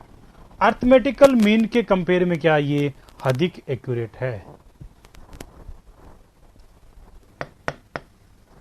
Arithmetical mean के कंपेयर में क्या ये अधिक एक्यूरेट है? अर्थमेटिक की लास्ट लाइन, मनमोहन सिंह, मैंने फिर पहले ही कहा था कि जब स्लाइड चल रही होती है तब बात किया करो, जब थाइसन पॉलीगन पूरा पढ़ गए तब अर्थमेटिक की लास्ट लाइन की बात कर रहे हो। इन this method effect of outer station not consider. P5 भी तो कुछ एरिया इसके अंदर कवर कर रहा है ना, इस एरिया की calculation x1 x2 x3 x4 में नहीं है, वो x5 में P5 की फॉर्म में है, उसके अपने फॉर्मूले में कोई रोल नहीं है। इसका मतलब आउटर स्टेशन का जो इफेक्ट अपने कैचमेंट में आ रहा है, आउटर स्टेशन का जो इफेक्ट अपने कैचमेंट में आ रहा है वो अपने फॉर्मूले में, अपने मेथड में कंसीडर नहीं है। अपने फॉर्मूले में, अपने मेथड में क्या है? कंसीडर नहीं है। इट्स ओके, आगे बढ़ जाते हैं।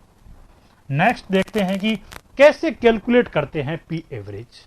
कैसे कैलकुलेट करते हैं P average? P average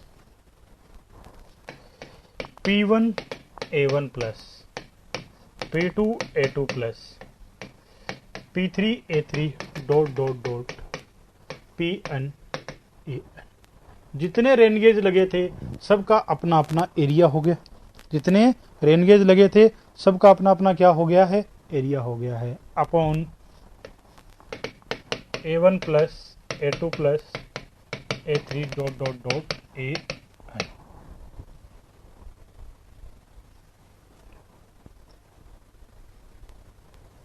outer station क्यों कंसीडर करते हैं?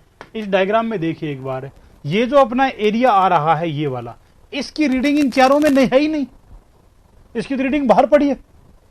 पूरे कैचमेंट का चाहिए तो वो रीडिंग भी नोट करनी पड़ेगी ना, वरना इतना एरिया तो कैचमेंट का कम हो जाएगा जो काउंट ही नहीं हुआ, काउंट ही नहीं हुआ है। अब देखते हैं पी एवरेज को। P1 को अलग कर लूं मैं, या ऐसा कर सकता हूं क्या? P1 A1 plus P2 A2 plus P3 A3 dot dot dot dot Pn AN upon capital A, total area of catchment, total area of catchment. Outer का इफेक्ट लेना है तो आउटर वाला भी इसमें ऐड कर दो जितने रिकॉर्ड आपको दिए हुए हैं।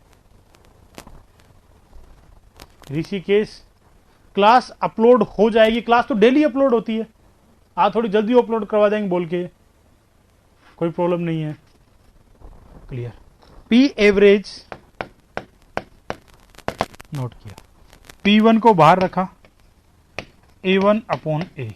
अब देखो P1 का उतना इफेक्ट आएगा जितना A1 का टोटल एरिया ऑफ कैचमेंट में रोल है, टोटल एरिया ऑफ कैचमेंट में रोल है, उतना ही इफेक्ट आएगा, प्लस P2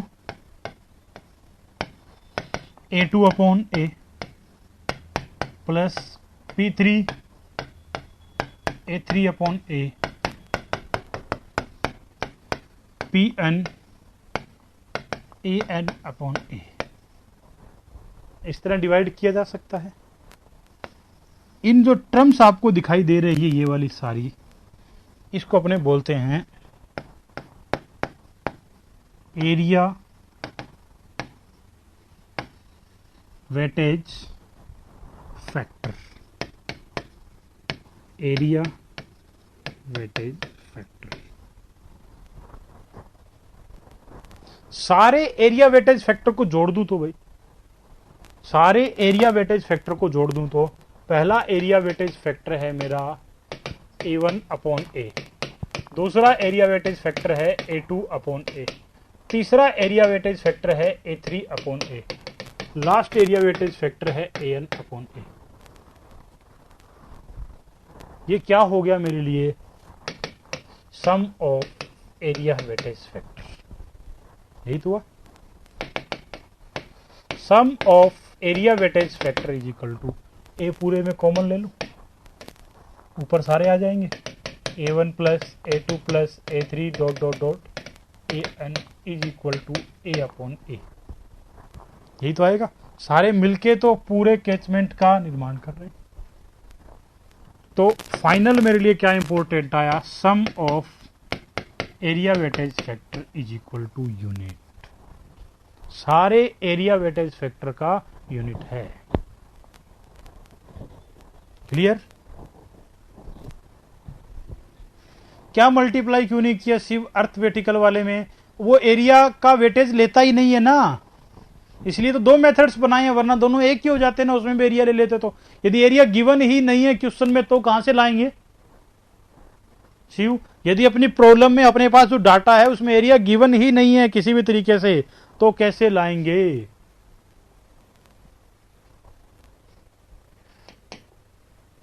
हाँ, स्लाइड पुरानी मांगो, 3 नंबर भी कोई डिमांड कर दो भाई, वहां भी जाएंगे। 10 नंबर ये रही भाई। एंड पी क्या होता है भाई? प्रेसिपिटेशन, PPT रेनफॉल से डिनोट करते हैं, रेनफॉल। क्लियर? नहीं नहीं बेटा, गुस्सा नहीं हो रहा हूं, मैं बता रहा हूं कि अगर अपने पास रेनफॉल की वैल्यू है, ओनली रेनफॉल की वैल्यू है, ओनली किसकी वैल्यू? रेनफॉल की। एरिया गिवन ही नहीं है तो क्या थाइसन लगा सकता हूं? क्या क्वेश्चन में एरिया गिवन ही नहीं है तो क्या थाइसन लगा सकता हूं? नहीं लगा सकता। पी की वैल्यू, पी की वैल्यू तो गिवन होगी ना, पी की value precipitation value, rainfall depth कितनी है सुदीप मैसूरी, वही पी की वैल्यू है। क्लियर? तो ये अपने लिए आया रेनिया वेटेज फैक्टर। दूसरी एक बात इसमें और नोट की जा सकती है, ध्यान से सुनो इसको। क्या इस तरह की जो शेप है उनका एरिया निकालने का फॉर्मूला अपने पास है क्या? जहांगीर मिल जाएगी स्क्रीनशॉट। क्या उसका एरिया निकालने का कोई मैथमेटिकल फॉर्मूला अपने पास है क्या?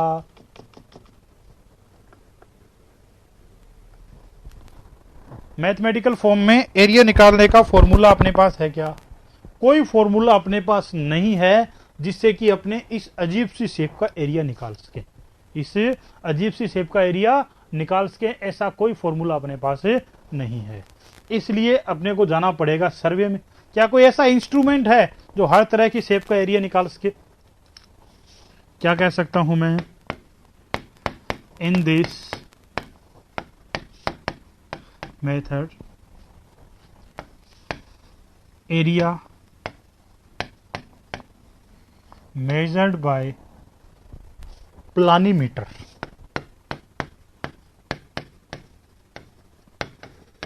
एरिया किसे मेजर करते हैं?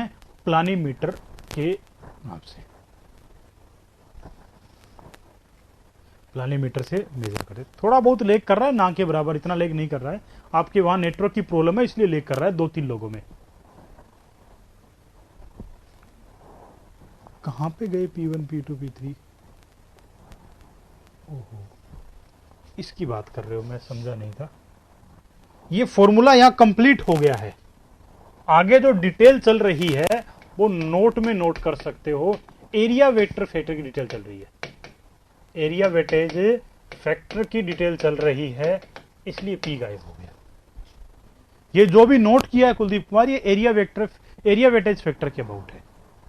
क्लियर? यहां जो अपना ओरिजिनल फॉर्मूला था वो यहीं कंप्लीट हो गया है, ओरिजिनल फॉर्मूला था यहीं क्या हो गया है, कंप्लीट हो गया है, इसलिए पी गायब हो गया है। ये एरिया वेटेज फैक्टर की डिटेल्स देख रहे हैं अपने, ये सम ऑफ एरिया वेटेज फैक्टर 1 होता है। सम ऑफ एरिया वेटेज फैक्टर कितना होता है? 1 होता है। क्लियर?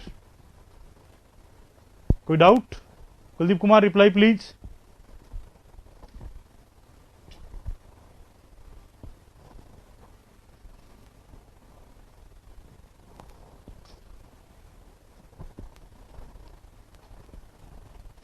स्लो हो गया है, क्या करे, कभी स्लो हो रहा है कभी लेग कर रहा है, कोई बात नहीं, चलने दो, नो प्रॉब्लम, चलने दो।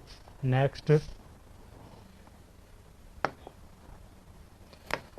हाँ, प्लानीमीटर से ज्ञात करते हैं। अब एरिया ज्ञात करते कैसे हैं? नेक्स्ट पॉइंट है एरिया कैलकुलेशन। तो यदि मान लीजिए मेरे पास एक कैचमेंट है जिसमें 2 स्टेशन दिए हैं, अब कैसे पता करेंगे भी A1 क्या है और A2 कितना है? किस तरह पता करेंगे कि A1 और A2 कितना है?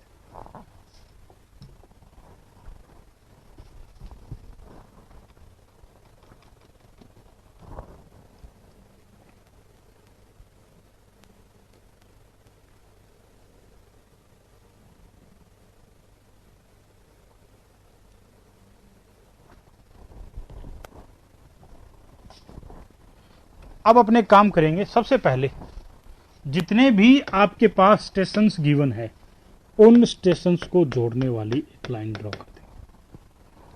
अपने ड्राइंग में क्या कर देंगे? उन स्टेशंस को जोड़ने वाली एक लाइन ड्रॉ कर देंगे। दूसरा काम, उस लाइन का एक सेंटर पॉइंट डिसाइड कर लेंगे। उस लाइन का क्या डिसाइड कर लेंगे? कि सेंटर पॉइंट डिसाइड कर लेंगे। नेक्स्ट, इस लाइन के इस सेंटर पॉइंट से एक सेगमेंट बना देंगे, हर तरफ 90 रहे। सेगमेंट से इधर का एरिया A1, उधर का area A2। Station it's an X1 और X2। अब प्लानीमीटर से बाउंड्री के पॉइंट्स लेकर के सर्वे से एरिया मेजर कर लेंगे। प्लानीमीटर से बाउंड्री के पॉइंट लेंगे और सर्वे से एरिया मेजर कर लेंगे। ये तो अपने पास थे 2 स्टेशन की बात। यदि स्टेशन हो जाते हैं 3, ये लीजिए जी, एक स्टेशन, 2 स्टेशन और स्टेशन 3 हो गया। प्रोसेस वो का वही है, सबसे पहले इन सारे स्टेशंस को आपस में मिला दो। तीनों स्टेशन को आपस में मिला दिया ना। काम वो का वही करना है अपने को। सबसे पहले इसकी तरह इसमें 2 स्टेशन थे, 2 को मिलाया, 3 थे तो 3 को मिला दिया। उसके बाद अपने काम करेंगे, सारे स्टेशंस का एक सेंटर पॉइंट डिनोट कर दो। कर दिया, सारे स्टेशन का क्या कर दिया? एक सेंटर पॉइंट। अब हर एक सेंटर पॉइंट से एक सेगमेंट ले लो, इससे बनाएंगे। पूरा मत बनाओ, इस साइड तो पूरा बाउंड्री तक जाने दो, इस साइड इसको यहां कहीं छोड़ दो, यहां इससे आगे डॉट डॉट डॉट चलने दो। क्लियर? अब इस सेगमेंट को लेकर के आते हैं, इससे एक 90 डिग्री बनाएंगे, इधर तो पूरा, और इस साइड यहां तक आगे dot dot dot dot dot. तीसरे सेगमेंट से भी एक ड्रॉ लेंगे, यहां तो कंप्लीट, यहां तक कंप्लीट, आगे डॉट डॉट डॉट। तीनों एक पॉइंट पर इंटरसेक्ट कर जाएंगे। तीनों एक पॉइंट पे क्या कर गए? इंटरसेक्ट कर गए हैं। तीनों एक पॉइंट पे इंटरसेक्ट कर गए हैं, तो अपने एक काम करते हैं, जो इंटरसेक्टिंग पॉइंट है वहां से एक बाउंड्री के रूल बना देते हैं। ये एरिया हो जाएगा A1 X1 स्टेशन का, ये X2 स्टेशन का A2 और ये X3 स्टेशन का A3। इस तरह एरिया डिवाइडेशन किया जाएगा। इस तरह क्या किया जाएगा? एरिया डिवाइडेशन किया जाएगा। ये बात कितने लोगों के समझ में नहीं आई? एक बार फिर रिपीट करूं क्या इसको? सेम मान लीजिए कि अपने पास 3 स्टेशन थे, बड़े से बोर्ड पे बना देते हैं, ये लो जी। एक स्टेशन अपने पास यहां था जो x1 था, वापस सुन लो। एक स्टेशन यहां था जो x2 था, एक स्टेशन यहां था जो x3 था। सबसे पहला काम सारे स्टेशंस को ऐड करना है। सबसे पहला काम क्या है? सारे स्टेशंस को ऐड करना है। ये लो जी, मैंने एक लाइन से सारे स्टेशन को ऐड कर दिया। दूसरा काम, इन स्टेशंस का एक सेंटर पॉइंट डिसाइड करना है। कर सकते हैं। इस जो स्टेशंस के बीच की जो लाइन है उसका सेंटर पॉइंट क्या कर देते हैं अपने? डिसाइड कर देते हैं।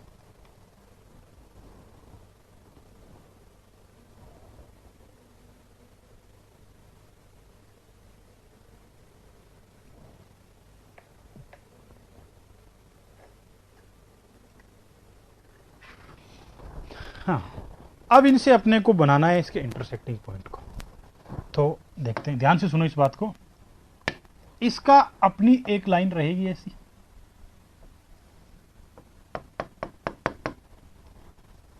इसकी अपनी एक लाइन रहेगी, इसकी अपनी एक लाइन रहेगी,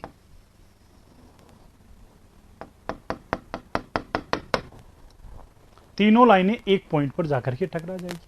जहां ये लाइन टकराई है वहीं से अपने डिसाइड कर देंगे एरिया। ये बाउंड्री बन गई पूरी। ये हो गया A1, ये हो गया A2 और ये हो गया A3। क्लियर है सब लोगों को? सब लोगों को क्लियर है?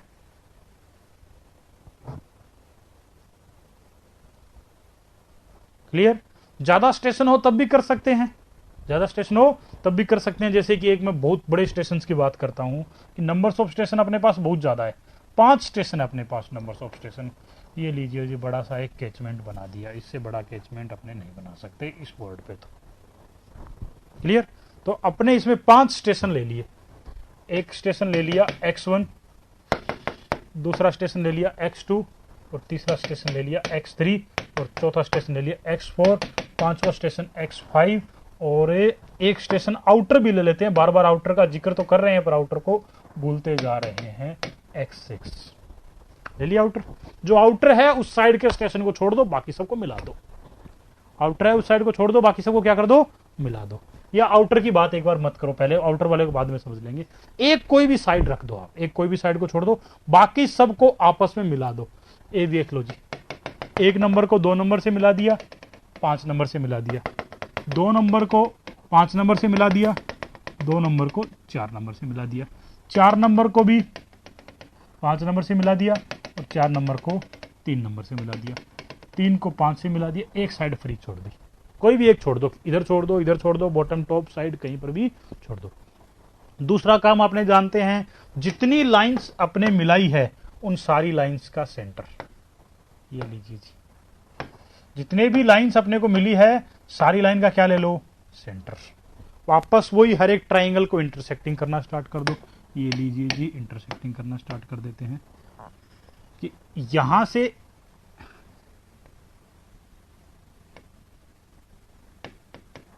ऐसे बनेगा। यहां वाली जो लाइन है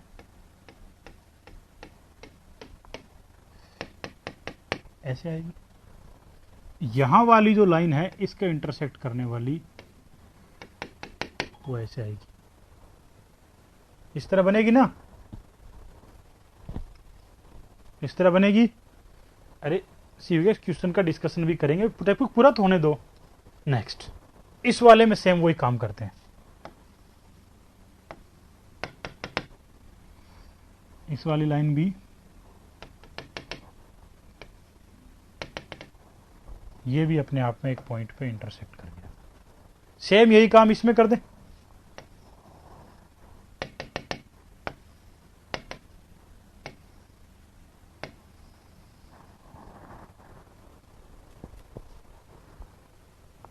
ये जो बीच का एरिया अपना आ गया है, ये किसका आ गया है? A5 का। ये किसका एरिया आ गया है? A1 का। ये किसका एरिया है, A2 का। ये किसका एरिया है, A4 का। ये किसका एरिया है, A3 का। इसका एग्जाम से कोई ज़्यादा लेना देना नहीं है, सिर्फ अपने प्रैक्टिकली समझ रहे थे कैसे एरिया डिवाइडेड करते हैं, कैसे एरिया डिवाइड करते हैं। इस बार आ सकता है एसएससी में, क्योंकि अभी एसएससी अपने को स्पेस छोड़ने लगी है, ऐसा कैचमेंट बना करके बोल देती है प्लानीमीटर का एरिया डिफाइन करो, प्लानीमीटर का एरिया डिफाइन करो। अब वास्तव में इसका ऑब्जेक्टिव न्यूमेरिकल क्या बनता है, वास्तव में इसका ऑब्जेक्टिव न्यूमेरिकल क्या बनता है। आउटर स्टेशन होता तो आउटर स्टेशन का भी एक ट्राइंगल बना लेते, वो अपने आप ही क्लियर हो जाता। तो अब देखिए पूरी डिस्प्ले कंप्लीट, स्क्रीनशॉट ले लीजिए पहले।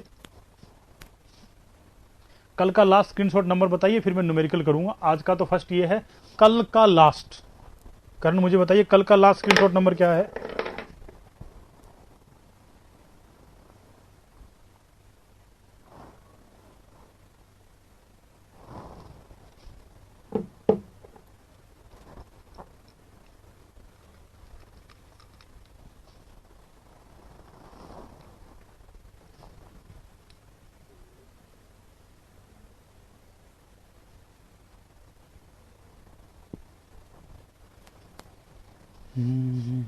कल का लास्ट 72 था, तो कल का लास्ट 72 है, तो आज का स्टार्टिंग 73 से। 10-10 सेकंड से मैं आगे बढ़ता जाऊंगा, अब आप लोग स्क्रीनशॉट लेते जाइए जल्दी जल्दी।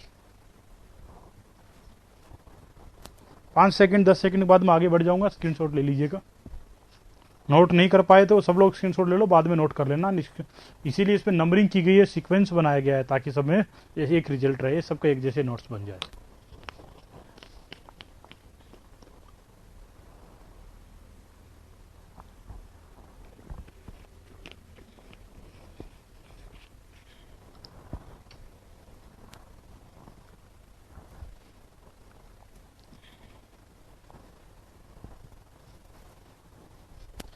पुश हो गया क्या वापस।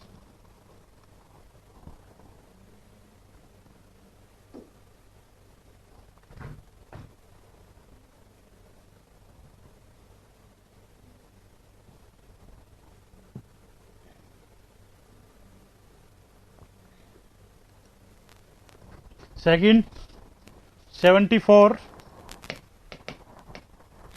10 सेकंड के बाद आगे रिवाइज कर दूंगा मैं।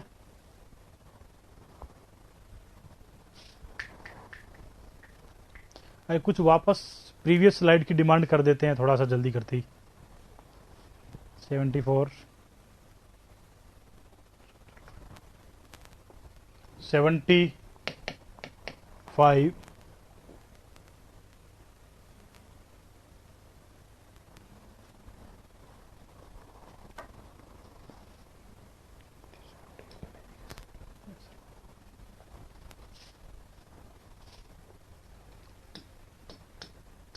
76,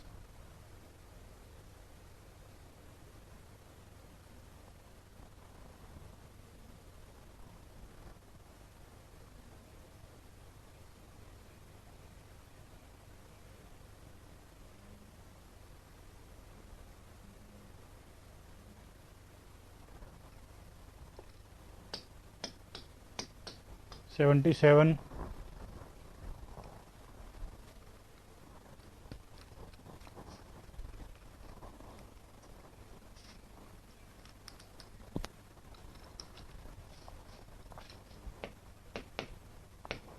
78,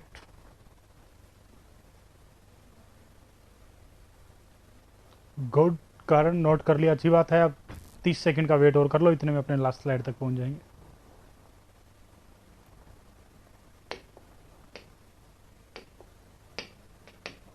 79,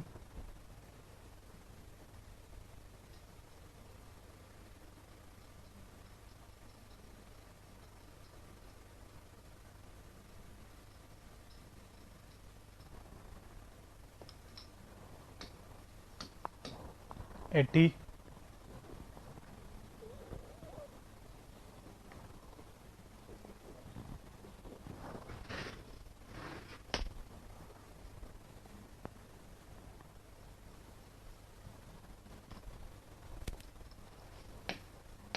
81, 82,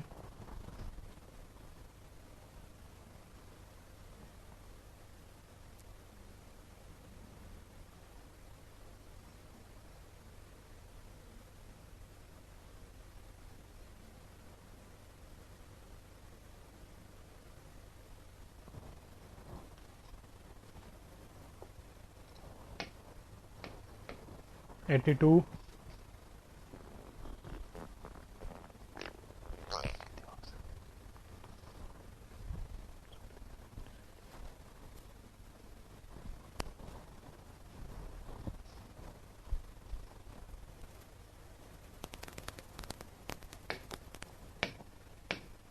83,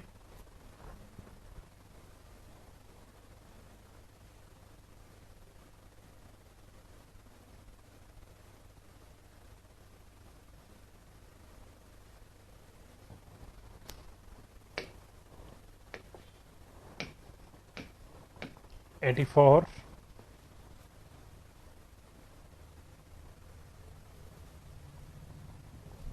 घर जाकर के प्रैक्टिस करना है इस एरिया को डिवाइडेशन करने की, तभी सीख पाओगे। स्लो करके वीडियो को साथ साथ बनाना। नहीं, करंट प्लानिमीटर सर्वे का पार्ट है, नहीं दिखा सकते यहाँ पे। सर्वे में लास्ट स्पेशल इंस्ट्रूमेंट पढ़ोगे, वहां करते जाना। मुझे नहीं आता प्लानिमीटर क्या होता है, सच्चाई तो ये है। कैसे चलाते हैं उसको, क्या है ये, कैसे काम करता है।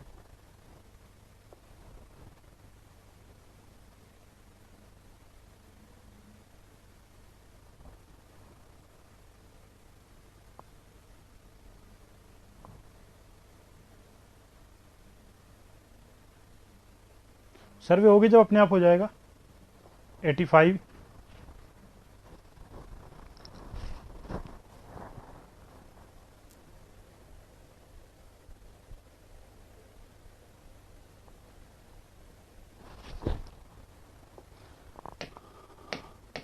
86,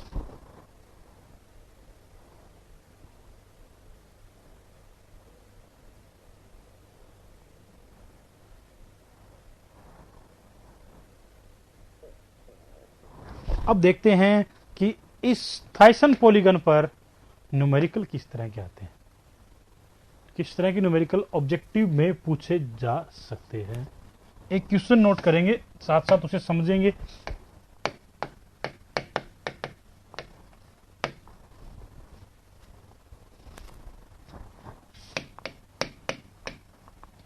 area of A catchment is 5000 hectare. कभी कभी एक एसएससी वाला क्या करता है, एक आध बिना मतलब कि जिनका क्वेश्चन से कोई लेना देना नहीं होता है, वैसे डाटा भी दे देता है, ऐसे डाटा भी दे देता है, लेकिन अपने को क्वेश्चन पढ़ के देखना होता है। जैसे कि इस क्वेश्चन में देखेंगे, इस एरिया का कोई यूज यहां नहीं होगा। In this catchment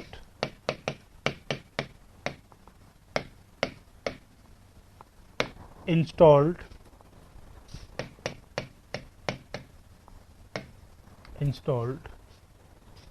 for rain gauge station, that's area weightage factor R, area weightage factor R 0.15, 0.25, 0.20 and X respectively.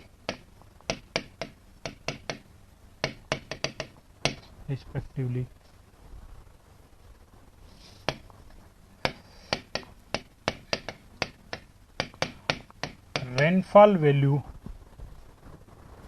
from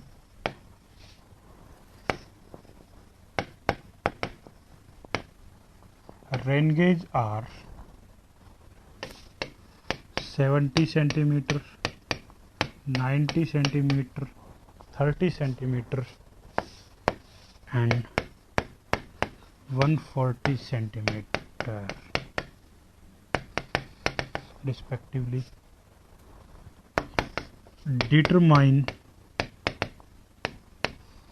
average rainfall of catchment. क्या दिया हुआ है कि 4 रेन गेज स्टेशन है, चारों की रेनफॉल वैल्यू दे दी P1 P2 P3 P4, चारों का एरिया वेटेज फैक्टर दे दिया, एक का दिया 0.15, दूसरे का 0.25, तीसरे का 0.20, चौथे का x। पूछ लिया क्या, टोटल कैचमेंट में एवरेज रेनफॉल का मान क्या है, टोटल कैचमेंट में एवरेज रेनफॉल की वैल्यू क्या है, और इसमें एक ऐसा डाटा भी दे दिया जिसका अपनी कैलकुलेशन से कोई लेना देना भी नहीं है। Total area of catchment 5000 hectare, total area of catchment 5000 hectare. कर दिए, इसको कैलकुलेट कीजिए भी जल्दी जल्दी से।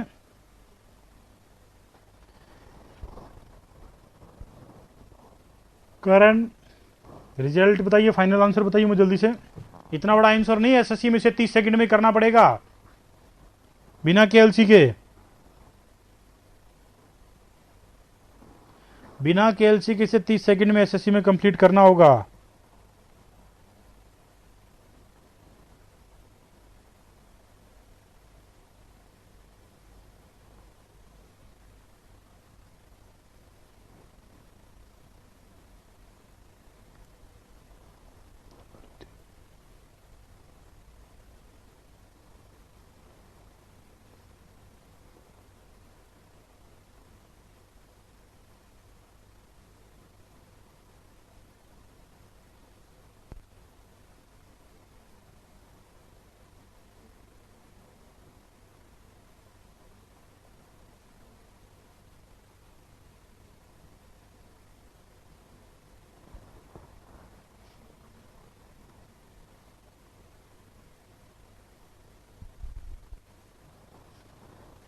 फिफ्टी 51।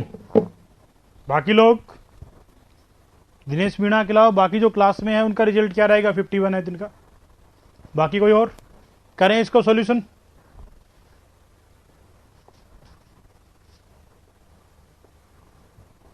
सबसे पहले sum of area weightage factor, sum of area weightage factor अपने जानते हैं क्या होगा।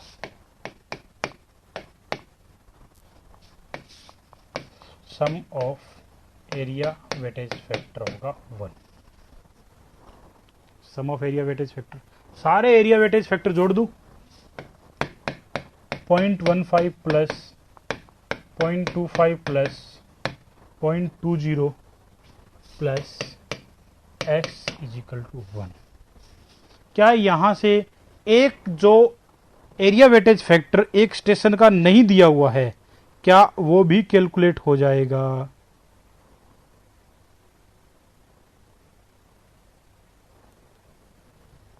क्या वो भी कैलकुलेट हो जाएगा?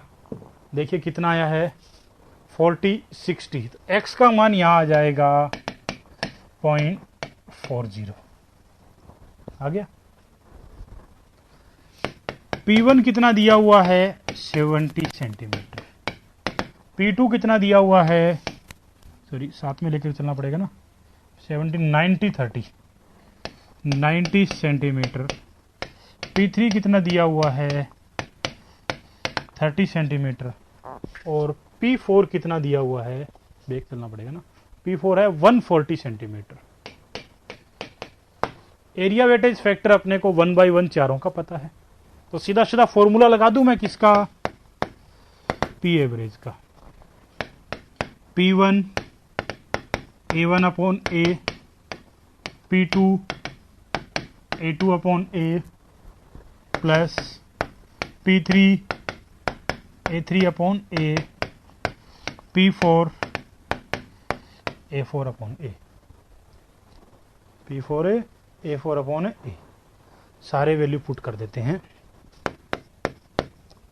P1 है अपना 70, एरिया वेटेज फैक्टर है इसका 0.15 प्लस P2 है अपना 90, एरिया वेटेज फैक्टर है इसका 0.25, P3 है अपना 0.20, एरिया वेटेज फैक्टर है, सॉरी इसका P3 की वैल्यू है 30, एरिया वेटेज फैक्टर है 0.20 plus P4 140, area weightage factor कितना है इसका 0.40। रिजल्ट विल बी, कैलकुलेट करके बताओ, 47.5 67। अब इस KLC से कैलकुलेट करो, इसमें अलग अलग रिजल्ट नहीं आना चाहिए आप लोगों का कम से कम। जो आपके सामने बोर्ड पे डिजिट लिखी है उसे केएलसी से कैलकुलेट करो, इसका अलग अलग रिजल्ट आ रहा है, इसका मतलब आप केएलसी भी नहीं चलाना चाह रहे हो या उसमें आपकी कोई पकड़ नहीं है, कोई एक्यूरेसी नहीं है, केएलसी में कोई एक्यूरेसी आपकी नहीं है। बताइए मुझे फाइनल आंसर, पी एवरेज का मान कितना होगा? 95, 95, 95, हाँ ये सही है, सब लोगों का मोस्टली इक्वल आ रहा है, तो 95 सेंटीमीटर। ऐसे ऑब्जेक्टिव क्वेश्चंस बनाता है SSC JEE and state exams. सारे एरिया वेटेज फैक्टर दे देगा, कोई एक ऐसा एरिया वेटेज फैक्टर है जो अपने को नहीं देगा, उसको डिफाइन करने के बाद सीधे फॉर्मूले में वैल्यू पुट करनी होगी। ऑब्जेक्टिव होगा इसलिए 4 स्टेशन दे जरूरी नहीं है, 2 स्टेशन या 3 स्टेशन भी दे सकता है। 4 स्टेशन दे ये बात जरूरी नहीं है, 2 स्टेशन या 3 स्टेशन भी दे सकता है। ये था अपना थाइसन पॉलीगन मेथड। एक बार ध्यान से देख लो सॉल्यूशन को, क्योंकि कुछ लोगों को सॉल्यूशन जब नोट कर रहा था तब क्या हो रहा था, बफरिंग हो रहा था। सॉल्यूशन नोट कर रहा था तब क्या हो रहा था, बफरिंग हो रहा था।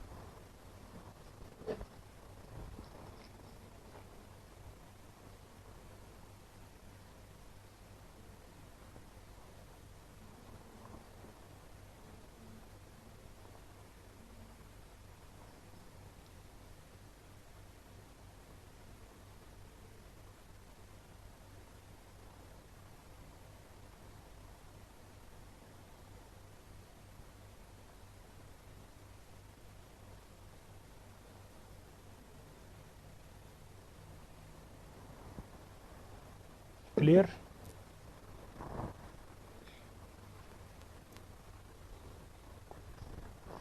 नेक्स्ट नंबर 3 पे जो अपना तीसरा मेथड्स है वो है आइसोहाइटल मेथड।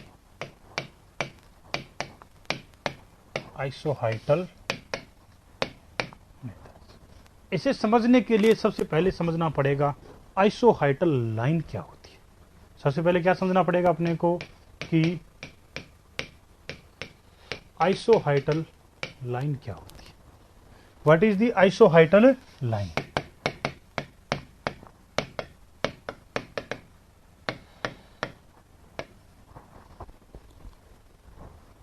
पहले मैं इसको नोट करता हूं। सर 123 आ रहा है, सोनू कौन सा केएलसी यूज कर रहे हो जो 123 आ रहा है?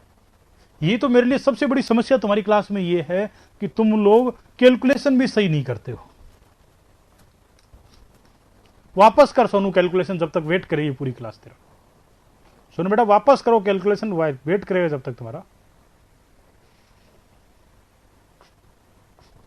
वापस करो। 70 को 0.15 से multiply plus 90 multiply 0.25 plus 30 multiply 0.20 plus 140 multiply 0.40 is equal to. वापस करो। आपका जब तक कमेंट्स नहीं आएगा मैं आगे आइसोहाइटल पे नहीं बढ़ूंगा।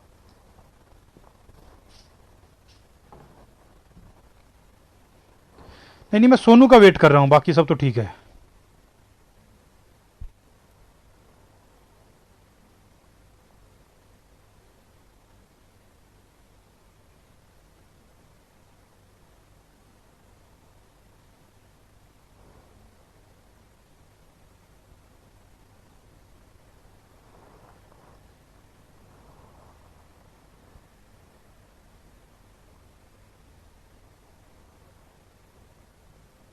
सोनू, हाँ अब देखो ना, अब कैसे केएलसी सही चल गया भाई? अब कैसे केएलसी सही चल गया? 123.95 आसपास ही नहीं है वैल्यू, वैल्यू आसपास ही नहीं है। आइसोहाइटल लाइन क्या होती है पहले इसका मैं एक स्टेटमेंट में नोट करता हूं, फिर इसको समझेंगे। It's an imaginary line that's connected points have equal depth of rainfall in A catchment. कोई भी कैचमेंट एरिया है, कोई भी कैचमेंट एरिया है, उस कैचमेंट एरिया में मैंने एक लाइन बनाई और उसकी वैल्यू बता दी 105 सेंटीमीटर। एक आइसोहाइटल लाइन बनाई, वैल्यू बता दी 105 सेंटीमीटर। इसका मतलब इसमें किसी भी पॉइंट पर रेनफॉल को मेजर करेंगे तो वैल्यू मिलेगी 105 सेंटीमीटर। दूसरी एक लाइन बनाई जिसकी वैल्यू हुई 103 सेंटीमीटर। किसी भी पॉइंट पर वैल्यू मेजर करेंगे तो वैल्यू मिलेगी 103 सेंटीमीटर इसकी, 103 सेंटीमीटर। ये आइसोहाइटल लाइंस कहलाती है। इन लाइंस को बनाना बहुत ही कॉम्प्लिकेटेड हो जाता है। इनकी लाइन को बनाना बहुत ही क्या हो जाता है, कॉम्प्लिकेटेड हो जाता है। क्यों? क्योंकि अपने को इतने सारे रेनगेज स्टेशन चाहिए ना। अपने पास तो क्या है, 1000 किलोमीटर स्क्वायर में 1.6 ही रेनगेज डेंसिटी है। तो कैसा कह सकता हूं,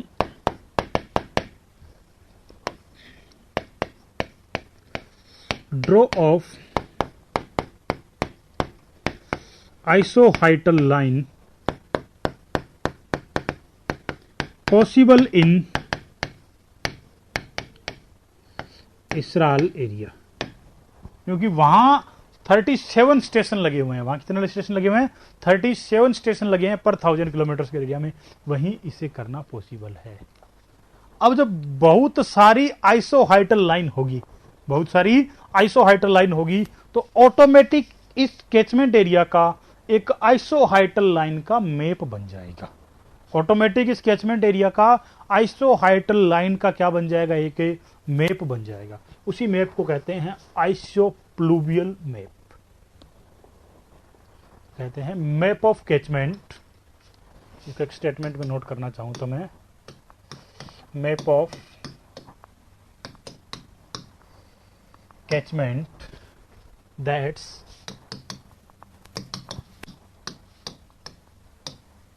draw by isoheital line called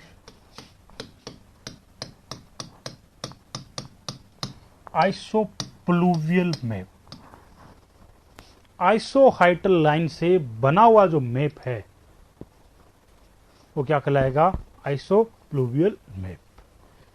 standard value नहीं है, ये तो अपने ऐसे एग्जाम्पल लिया है। ये कैचमेंट एरिया में इस तरह बन रहा है और ऐसा, ये जो इसराल एरिया है ये स्टैंडर्ड वैल्यू है, ध्यान रखना। दूसरे कहीं नहीं बना सकते। इसराल कम से कम होना चाहिए, इसराल से भी ज्यादा स्टेशन होने चाहिए, तभी वहां पर अपने आइसोहाइटल लाइन बनेगी। तभी वहां पर क्या बनेगी, आइसोहाइटल लाइनें बनेगी और उसी से बना सकेंगे आइसोप्लूवियल मैप। अब आइसोहाइटल लाइन तो कैसी भी बन सकती है ना, आइसोहाइटल लाइन तो कैसी भी बन सकती है। तो मैंने क्या किया, एक स्टैंडर्ड आइसोहाइटल लाइन बना ली। हो सकता है कैचमेंट के आउटर भी हो। चलो पूरा बोर्ड लेंगे इसके लिए, तो एक स्टेटमेंट और नोट कर देता हूं मैं। In this method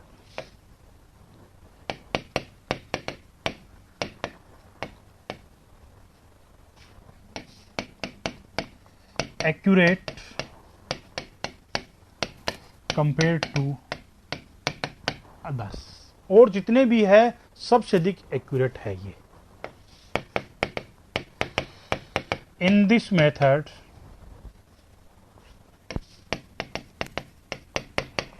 effect of outer station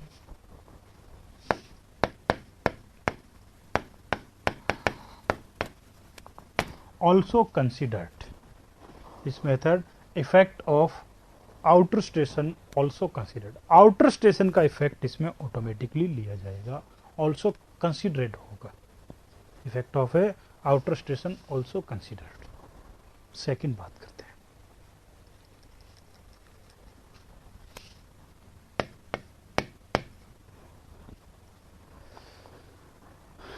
it's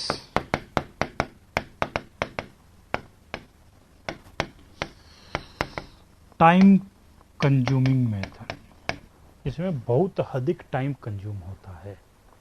next, time consuming method, it's required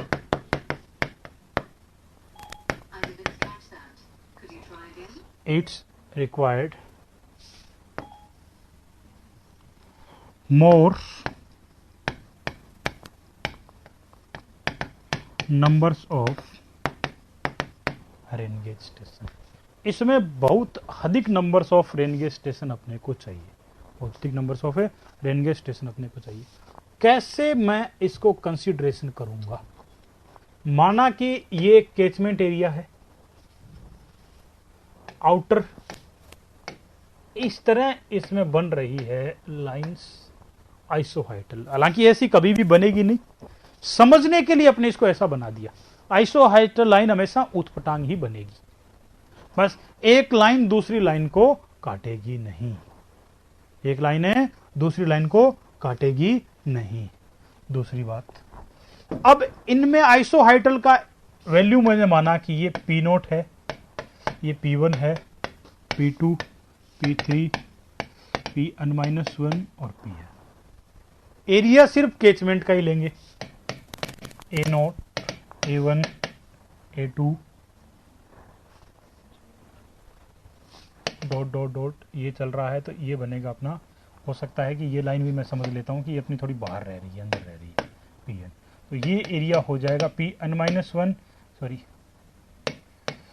An-1, या फिर ये बाउंड्री पर ले आते हैं, एक बाहर की बना दी ना Pn, तो ये एरिया क्या हो जाएगा An-1, ऐसा बनेगा। ऐसे में P एवरेज का फॉर्मूला क्या होगा? P एवरेज का स्टैंडर्ड फॉर्मूला क्या होगा? P note plus P1 divided by 2। दो आइसोहाइटल रेनफॉल के, आइसोहाइटल लाइन के रेनफॉल वैल्यू का एवरेज, दो आइसोहाइटल लाइन के रेनफॉल की एवरेज मल्टीपल उनके बीच का area A note, plus again दो आइसोहाइटल लाइन आएगी P1 plus P2 by 2 A1, again दो आइसोहाइटल लाइन आएगी P2 plus P3 by 2 A2। ये क्रम चलता रहेगा। लास्ट में Pn-1 plus P1 divide by 2 multiple इन दोनों के बीच का area An-1 upon total area of catchment.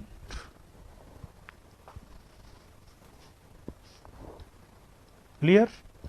उल्टा पुल्टा मतलब क्या होता है कि मैंने ये स्टैंडर्ड बना दिया, समझने के लिए बना दिया। ये लो, इसमें बनने वाली आइसोहाइटल लाइन कैसी होगी? ऐसी, ऐसी आइसोहाइटल लाइन कैसी बन सकती है ना, जैसे कंटूर लाइन कैसी भी बन सकती है ना, हर जगह अपनी अलग अलग डेप्थ आ सकती है। जितनी टाइप्स ऑफ डेप्थ होगी उतनी ही लाइन बन जाएगी, जितनी टाइप्स ऑफ डेप्थ होगी उतनी ही क्या बन जाएगी? इसमें लाइन से बन जाएगी। Clear?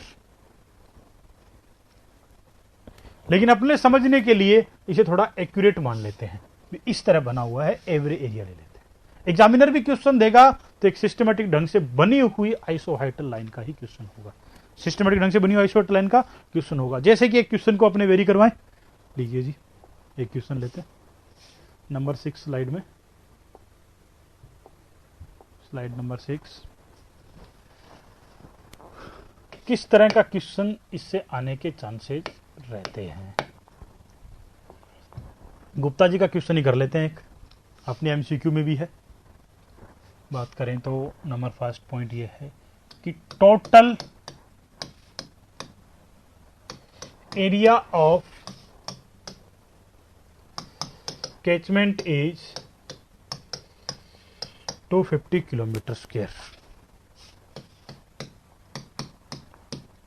PPT value of 2 isohydral line are PPT value of 2 isohydral line। आज लेट स्टार्ट हुआ था, 2:10 तक चली क्लास। क्या हो गया, कहाँ जाना है? घर ही तो रहना है आपको। आइसोहाइड्रल लाइन आर, ये टॉपिक कंप्लीट करेंगे पूरा। 45 centimetre and 55 centimeter, in which area is 100 kilometer square। Next वही लाइन फिर, precipitation value of 2 isohydral line are 55 centimeter and 65 centimeter. 55 centimeter and 65 centimeter, in which area is 150 kilometer square. Determine average PPT of catchment. Determine average PPT of catchment. करो भाई इसको, 2 minute का time आपके पास.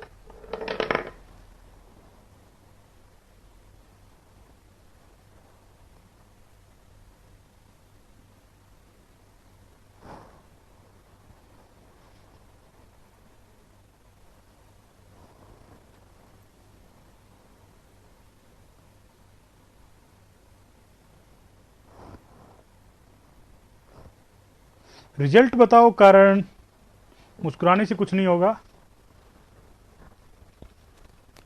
Result बताओ. करें solution. इस तरह के क्वेश्चंस में आप जब भी ऐसे क्वेश्चन सोल्व कर रहे हो तो एक काम करिए, अपने पहले उस कैचमेंट को बना लीजिए. उसमें ऐसे ही रफली जितनी लाइनें आ रही है सब बना दीजिए. पहली लाइन आ रही है 45 और 55 की, दोबारा आ रही है 55 और 65. अब 55 की 2 लाइन तो नहीं हो सकती ना, एक ही तो होगी. 55 की 2 लाइन तो नहीं हो सकती ना, एक ही होगी. पहली लाइनों के बीच में कवर्ड एरिया है 100 किलोमीटर स्क्वायर, दूसरे के बीच में कवर्ड एरिया है 150 kilometre square. Total area of kilo catchment 250 kilometre square है. तो ऑटोमेटिक ये डिफाइन हो गया है कि अपना कैचमेंट इन 2 लाइनों के बीच में इतना ही है, बाकी नहीं है. क्लियर. 66 बिल्कुल गलत जवाब से. पी एवरेज पहली 2 लाइनें 45 plus 55 divide by 2 multiple 100.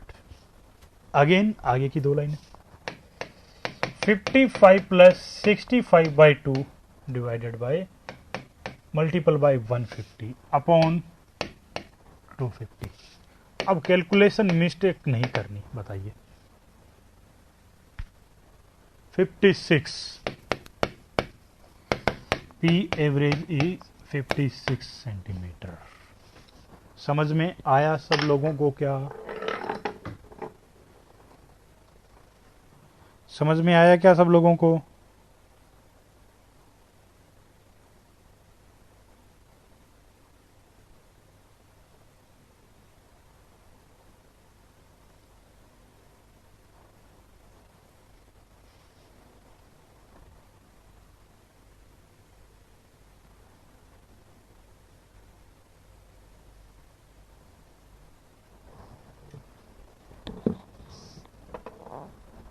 Right.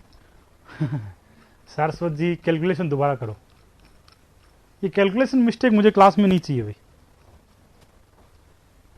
56 सही है दिनेश.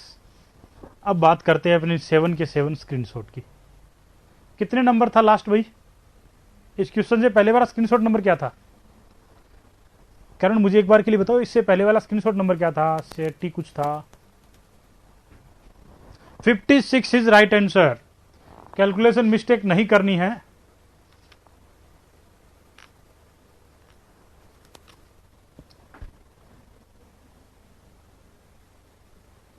$56 तो इसका आंसर है. मैं स्क्रीनशॉट नंबरिंग की बात कर रहा हूं.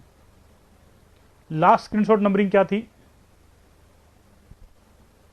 Last Karan, BK, Dinesh, Ayush, I don't know. कोई तो जानता होगा ना?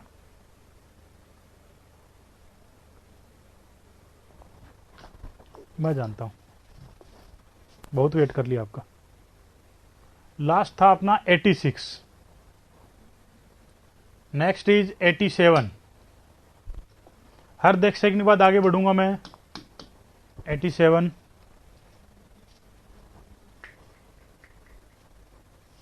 5 सेकंड का वेट करूंगा फिर आगे बढ़ूंगा। 87,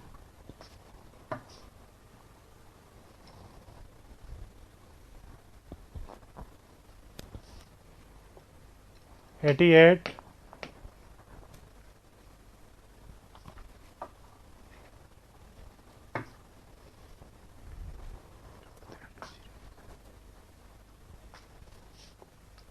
89,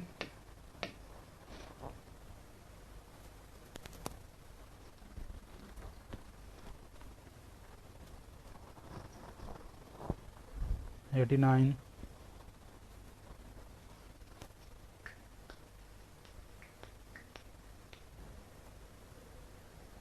isohyetal line same rainfall depth points को जोड़ने वाली इमेजिनरी लाइन है।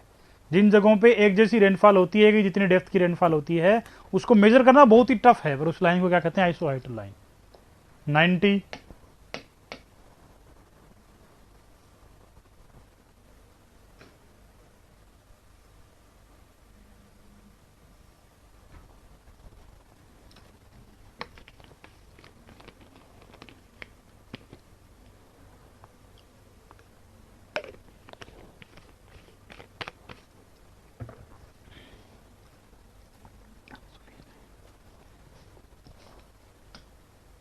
91,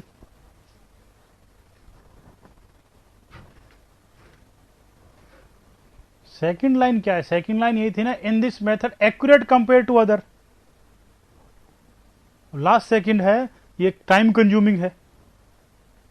दूसरे के कंपेयर में क्या है? ये एक्यूरेट है। पवन शर्मा। 91,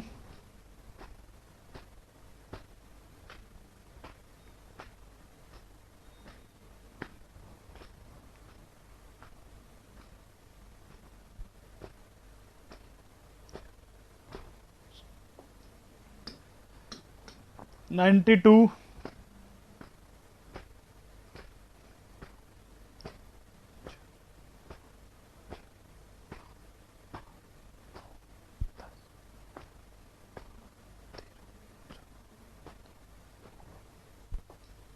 93। अरे वो एज्यूम किया था भी इस तरह लाइन हो सकती है। शिवराज अपने ये बात एज्यूम की थी, एक इमेजिनरी डायग्राम बनाया था कि इतनी हो सकती है। 93 हो गया।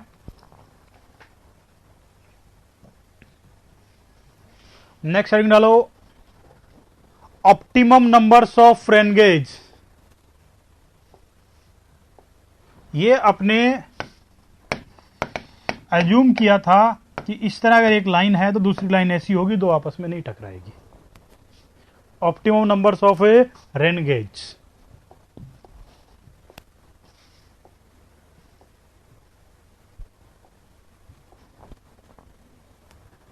एंड